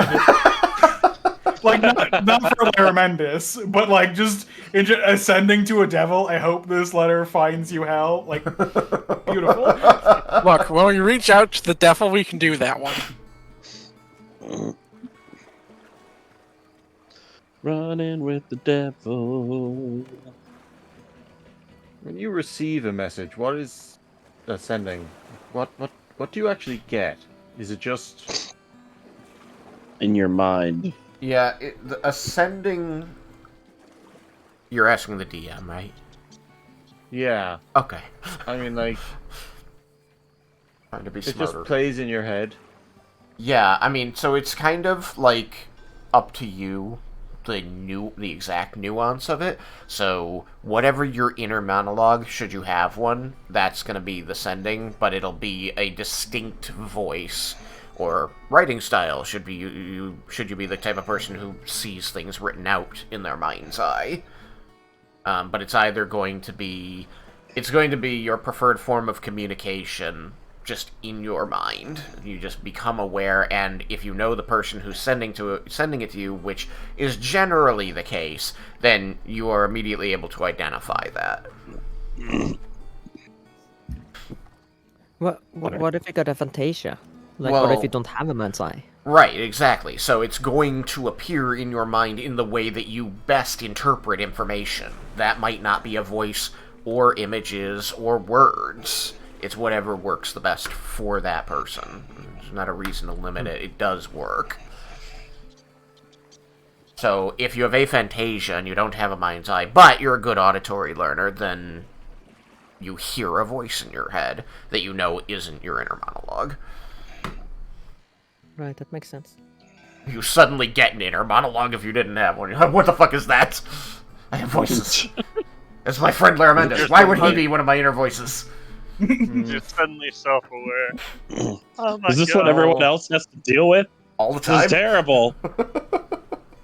No, I was just wondering, like, Please never do this to me again. no, I was wondering if it had like a tonal quality, like It can, like, it doesn't specify in the book, so I would say that in general, intent is conveyed, but since we're always doing it in text, we have utilized that as a both a tool and a joke that, like, tone isn't always conveyed. We try to just, but we also always boil our, like, one thing that I have seen on Critical Role that I think is funny is they don't plan out their sendings. Somebody's just like, I'm going to cast sending, and then they start rattling off stream of conscious, and somebody next to them is counting their words and tell them, okay, stop. Which is very funny to me. But, like, you guys always plan out your sendings, which I think is also very good. So we always boil it down to, like, bare information. So there almost isn't a reason to convey tone, because you've captured that with the particular words that you're sending. So it's I feel like it very much depends the character. Like, we have had sending replies that just abruptly stop. It's true. I find those fun. Anybody who's not well versed in Magic and doesn't know how sending works, they're just thinking their response, so you get a stream of conscious answer. Yeah, didn't we have someone panic once because we sent to them and they had no idea what that was? Yeah, so they spent like their first like 8 words, like, what is going on? Why am I hearing you in my head? This is and then their answer got cut off halfway through because they ran out of words. But I mean, like, that's not a hard, fast rule. That's always just been, like, what's fun at the time. The book just says people innately do it, which, yeah, that could be fine. I try to give it a little more flavor. I'm trying to be a little looser with that one. So, I don't have a hard, fast rule. It's like the idea, Roan's in hell, and he receives a sending from Lara Mendes that is just totally aloof. Yeah. Just like totally detached, unemotionally. He's like, oh well, nice to know he cares. But the problem is, like, that is how Lara Mendes constructs sendings.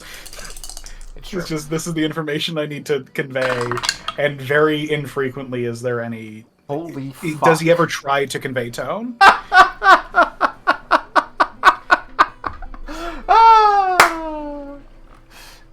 That'll come up later.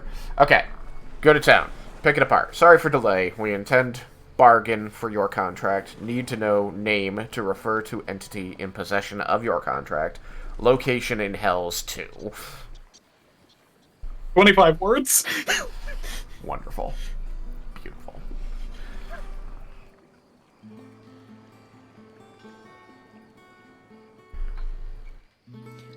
Lara Mendes is absolutely the type who would spell out period at the end just to get the 25. It just spends so many words on just stop.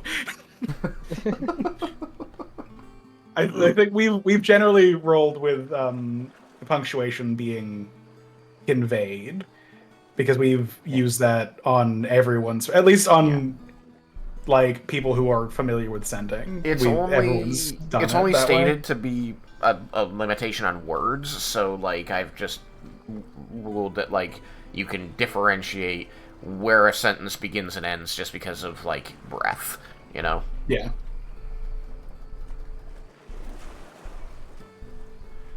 So, this is your opportunity to offer suggestions for word changes or content changes.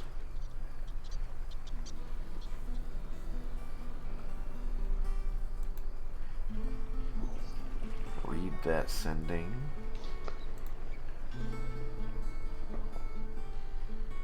If somebody else would like to construct something and be the one to write the sending so that it does not appear to be coming from me, that is also entirely reasonable. Yes, it is not unreasonable for one of you to, if you wanted to say, you know what, actually let me handle this. And I mean, it seems functional, but I feel like there should perhaps be a little bit more apologetic tone if you want there to be actual, you know, correspondence.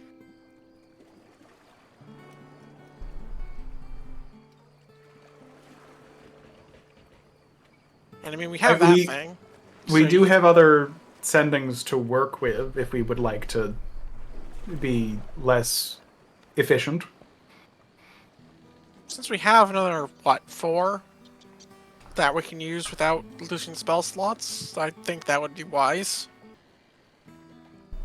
I do still think that Laramendus probably shouldn't be the one to do, because I think even if like I spend, even if I write out apologies, I think they're less likely to meet with the information that we need than if somebody else were to do it.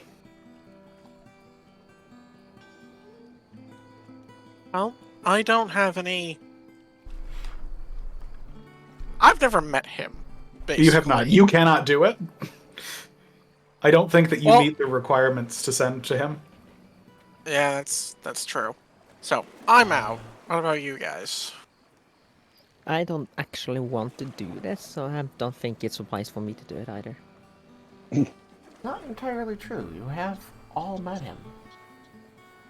I mean, well, I kind of met him, I guess, when he was posting at Civen.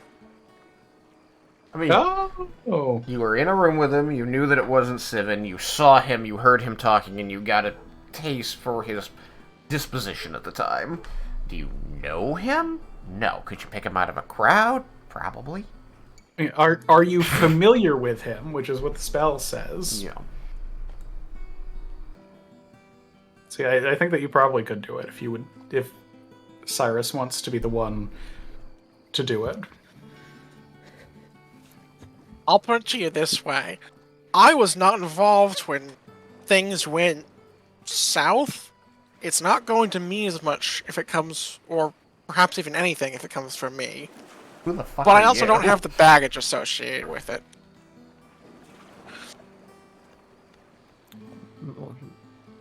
He could also get insulted that we would send someone that he doesn't even know to speak in our behalf. Say that again. I'm sorry, you were just kind of quiet. Oh, I said that. Is the mic right? Yeah. You sound fine to me. Go ahead. No, I said that he might also be insulted if someone he doesn't know is sending on our behalf.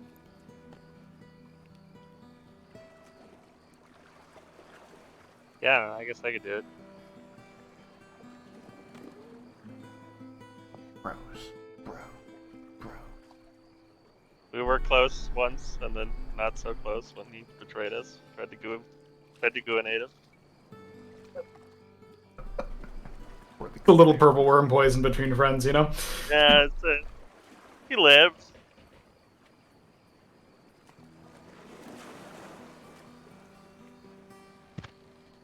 I'll try typing up a version, but I can kind of compare. One thing we do need to keep in mind is that since this is ascending to another plane, there is a chance of failure. 7th level spell slot field trip? I don't think the 5% chance of failure is worth going to hell. Go to hell. You just kind of hold it down the hole, pull it back out. Yeah. Alright. Just slower down in a rope, just your hand with the quill, like through, pull it up. After, enough time that there should be a response and be like, okay. Fun aside, I've already rolled out your chances, so it's very funny. I have them written down.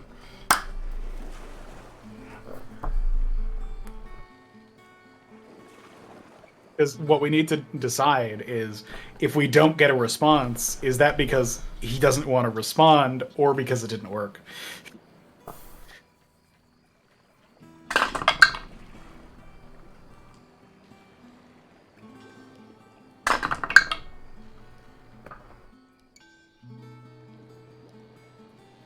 Why is his first response about collecting it from around us?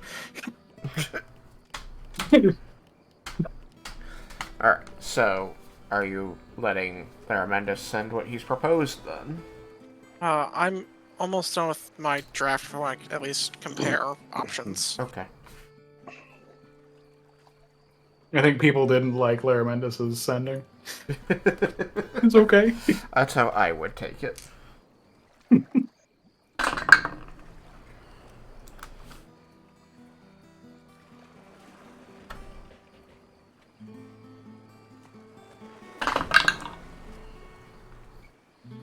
How long has it actually been? It's been like 2 weeks? Since he was taken? Yeah.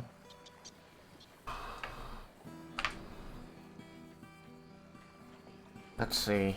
He was taken, and then you immediately Went flew to Sudaran. Sudaran. That took you a day at least. You had to fly through the night. You spent about a day in Sudaran, so that's 2 days. And then you traveled to the university and spent 2 days there. So that's 4 days. And then you went to the Feywild, and it took you 10 days to get Raiken back. So you're already up to 2 weeks. And then you teleported back to Aspara, and that was like 4-ish days there. You went to Dicosaltus and spent another 3 days there, I think. Then you came here, and you've already been here for 2 days. So you're at like 25 days. Okay. It's been a month. I feel like that's a pretty quick turnaround time for getting somebody out of hell. Not when you saw them go in! You're not gonna spin this. Like a fucking top.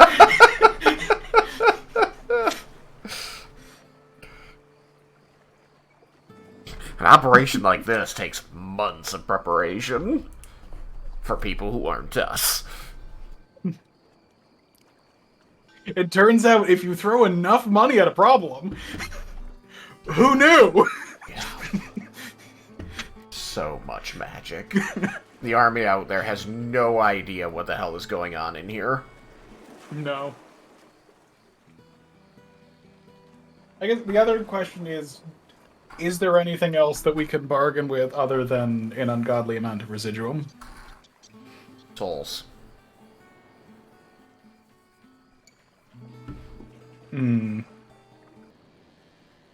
Other than that?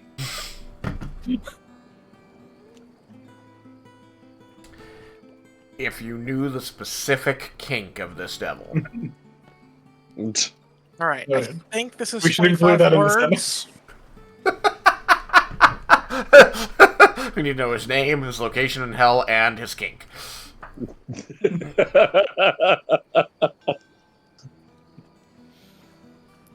You can give them In an sex OnlyFans. location? Yeah, posted my attempt. You're not gonna believe this. Dude's totally vanilla. Really? No! God, we got the most boring devil. Kevin.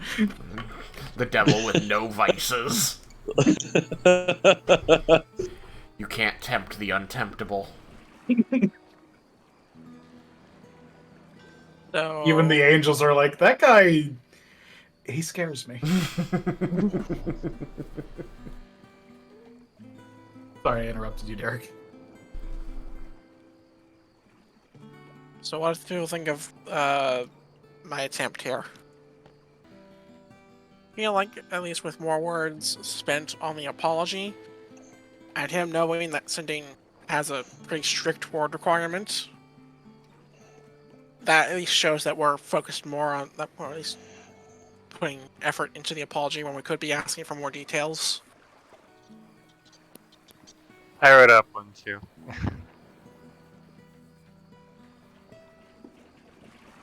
This is my proposed edit to Derek's.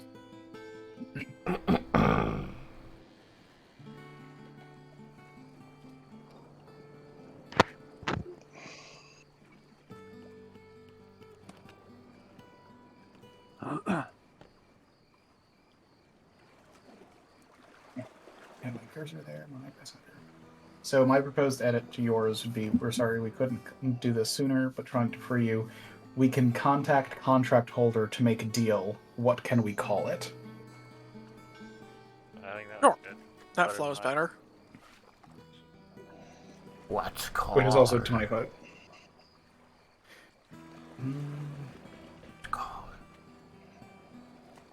Or what do we call it?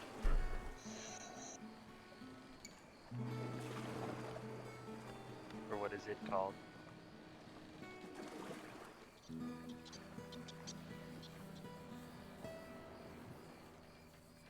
Should it be it or should it be them? Yeah, and say what are they called, which I think also saves us.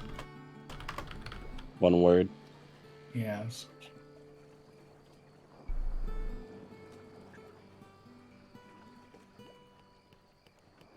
Is there anywhere that we want to insert a word? Huh? I mean, we could put the if before we can contact. Because right now, Okay. saying Yeah. we I can. like that. Because that makes it we cannot currently do it, but if we could. Okay. So it's back to 25 words. I'm interested in what Vendar was thinking. And there's a lot of typing going on. No, I think yours is better than mine. Tippity tip tip tip tip.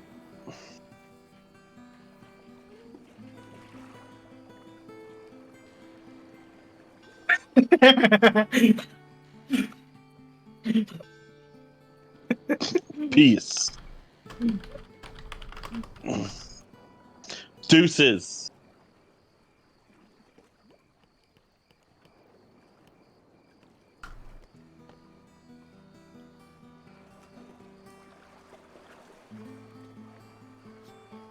You include a smiley face and it just floats around behind their eyelids like if you do a smiley in a YouTube live stream. I think instead of to make deal, we should now be can make deal. So if we can contact contract holder and make deal, what are they called?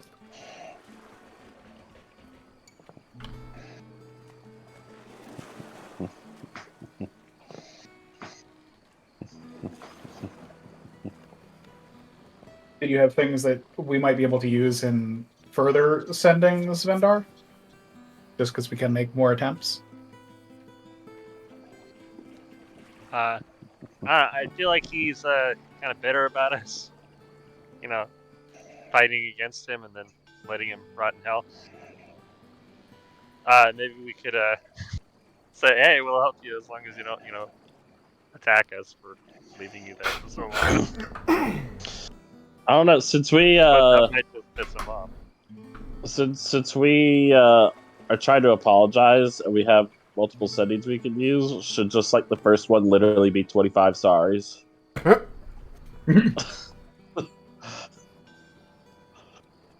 We sing a chorus of I'm sorry. We each write I'm sorry. I'm sorry, I'm sorry, I'm sorry, I'm sorry. Just everyone holds the quill so that all of the voices just like in this cacophony. Yeah, just add to the torment. I'm sure that'll help. The devil's just like, someone's doing my job for me. They're not even on my payroll. It's just he gets choruses of I'm sorry with no other reference. Cool. This Great. was a good Great. use of my time.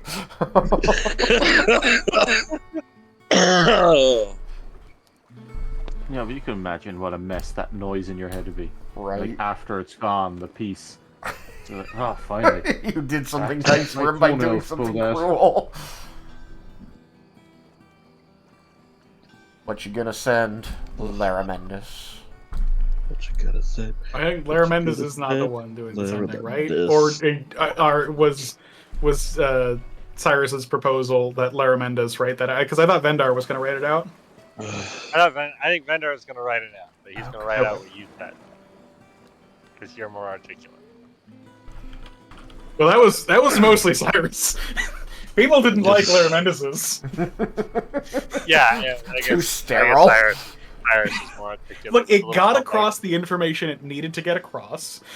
Okay. After the apology. So you're sending the third one, the second one that Sam wrote, which is just Cyrus's edited. Yes. Correct. Yeah. Okay. I'm gonna pin that so we know, and I'm going to reply to it so double know. Yeah. I'm also going to modify this to just say. And so we'll have Actual sending to Roen 1. Yeah. We'll just have Vendar read out what he's writing, and then Derek can read what I write. Sure. Got a script. It's 25 That's a lot of words. fuck yous. 25 of them. Okay. I counted. Go fuck yourself. Go fuck yourself. Go fuck yourself. I am still at home, so that's not actually an option for tonight. I didn't know you could do 25 words worth of ellipses.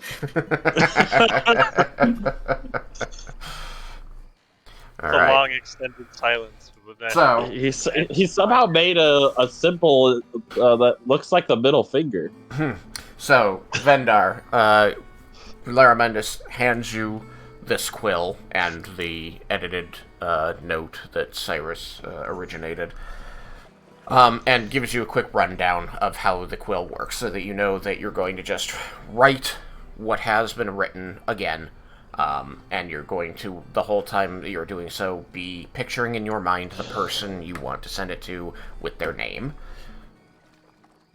And so, as you do so, you're going to see that the quill, little sparks, little motes of magic, begin to appear around the base of the quill above your fingers, and eventually it spreads up the length of the feather till it hits the, like, peacockish eye-type pattern at the top.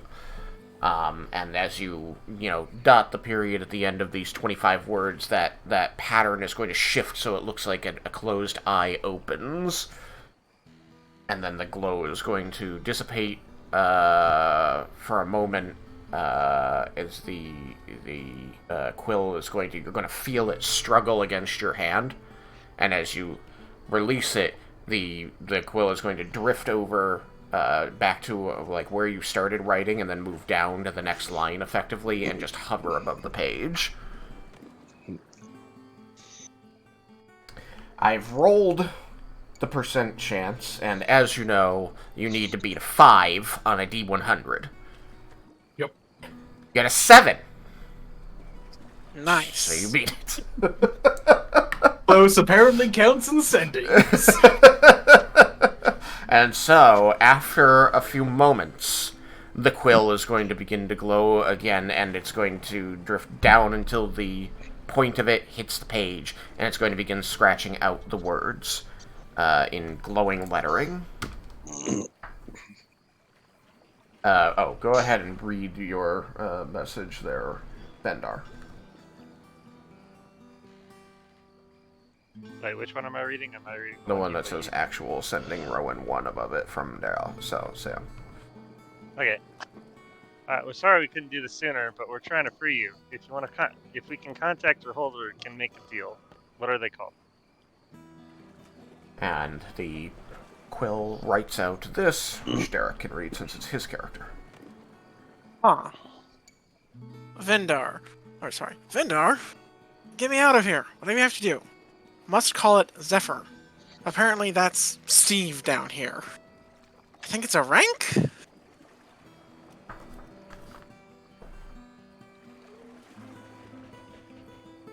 Huh.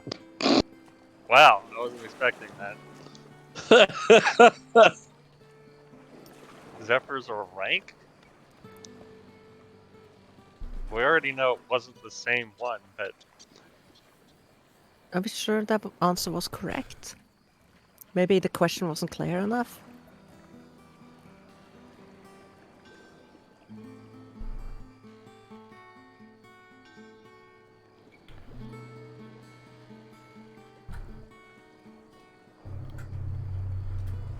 How do you mean unclear? I don't think You I said think it's pretty clear. Leah's former patron, right? What if the entity thought it was another Leah?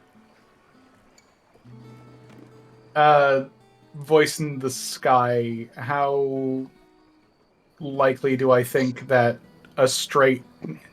Since we got a no instead of an unclear, how likely do I think it is that my question was misinterpreted? You don't think it's very likely. It's not impossible. You've been more specific in past sendings, but you've noticed, at least the pattern seems to be that due to the scrying, this entity is aware of the things that are proximal to you. So when you ask questions, they are answered in reference to the things relevant to your life. So it's very likely that it was not misinterpreted. It is not impossible. It seems Yeah, we because just I knew feel even like... less about your former patron than we thought. Could there be another Warlock Leah who changed patrons, and she somehow intersected your life, and you didn't know about it? Yes. Yeah. Is it likely? No. Yeah. Yeah, I feel like if that was going to be the case, like if there were two that it would think I was referring to, then it would probably be an unclear as opposed to a straight yes or no. Is mostly in my mind for that. Unless the answer was no for both. I suppose that is true. But if the answer was no for both, then you still got the right answer. That is also true, yeah. The reply is written down, is it? Like that's Yeah, you now have a written record of this thing that you could eat if you wanted to. Yeah, that was my first thought. I thought so. I wanted to make sure I covered Yeah. that base. I'm going to be looking at... Most call it Zephyr. Apparently that's Steve down here. I think it just means a common name. Yeah, sorry. I knew that I use all fantasy names, but this is a SMIRP situation. I was torn between Steve and Bob. All Fredward's down here. We know John. No, it's just like I don't know if that's a common phrase in America to describe something that's common. Oh no, I think that that interpretation was clear to me, but It wasn't to me actually. I didn't understand that. Okay, fair enough. I thought he was saying that the demon's name is actually Steve, or the devil's name is actually Steve. I like that interpretation. Zephyr's friend. Zephyr's for Steve. I thought that too. This is a cultural difference. Yeah. And your friend Steve. Do Steve. Do. What's the deal with your patron, Steve? Hey, how's it going? Alright, so, I'm not sure if that actually gives us enough information to contact you. Well, Like, we already know it never was Zephyr, not Mal. you've got at least a week to think about whether or not that's enough, and 4 more sendings to figure it out next time we meet. It being well past time. We will see you next time here on Everybody Loves Raiken. Bye, stream. Bye, stream. Goodbye. Bye.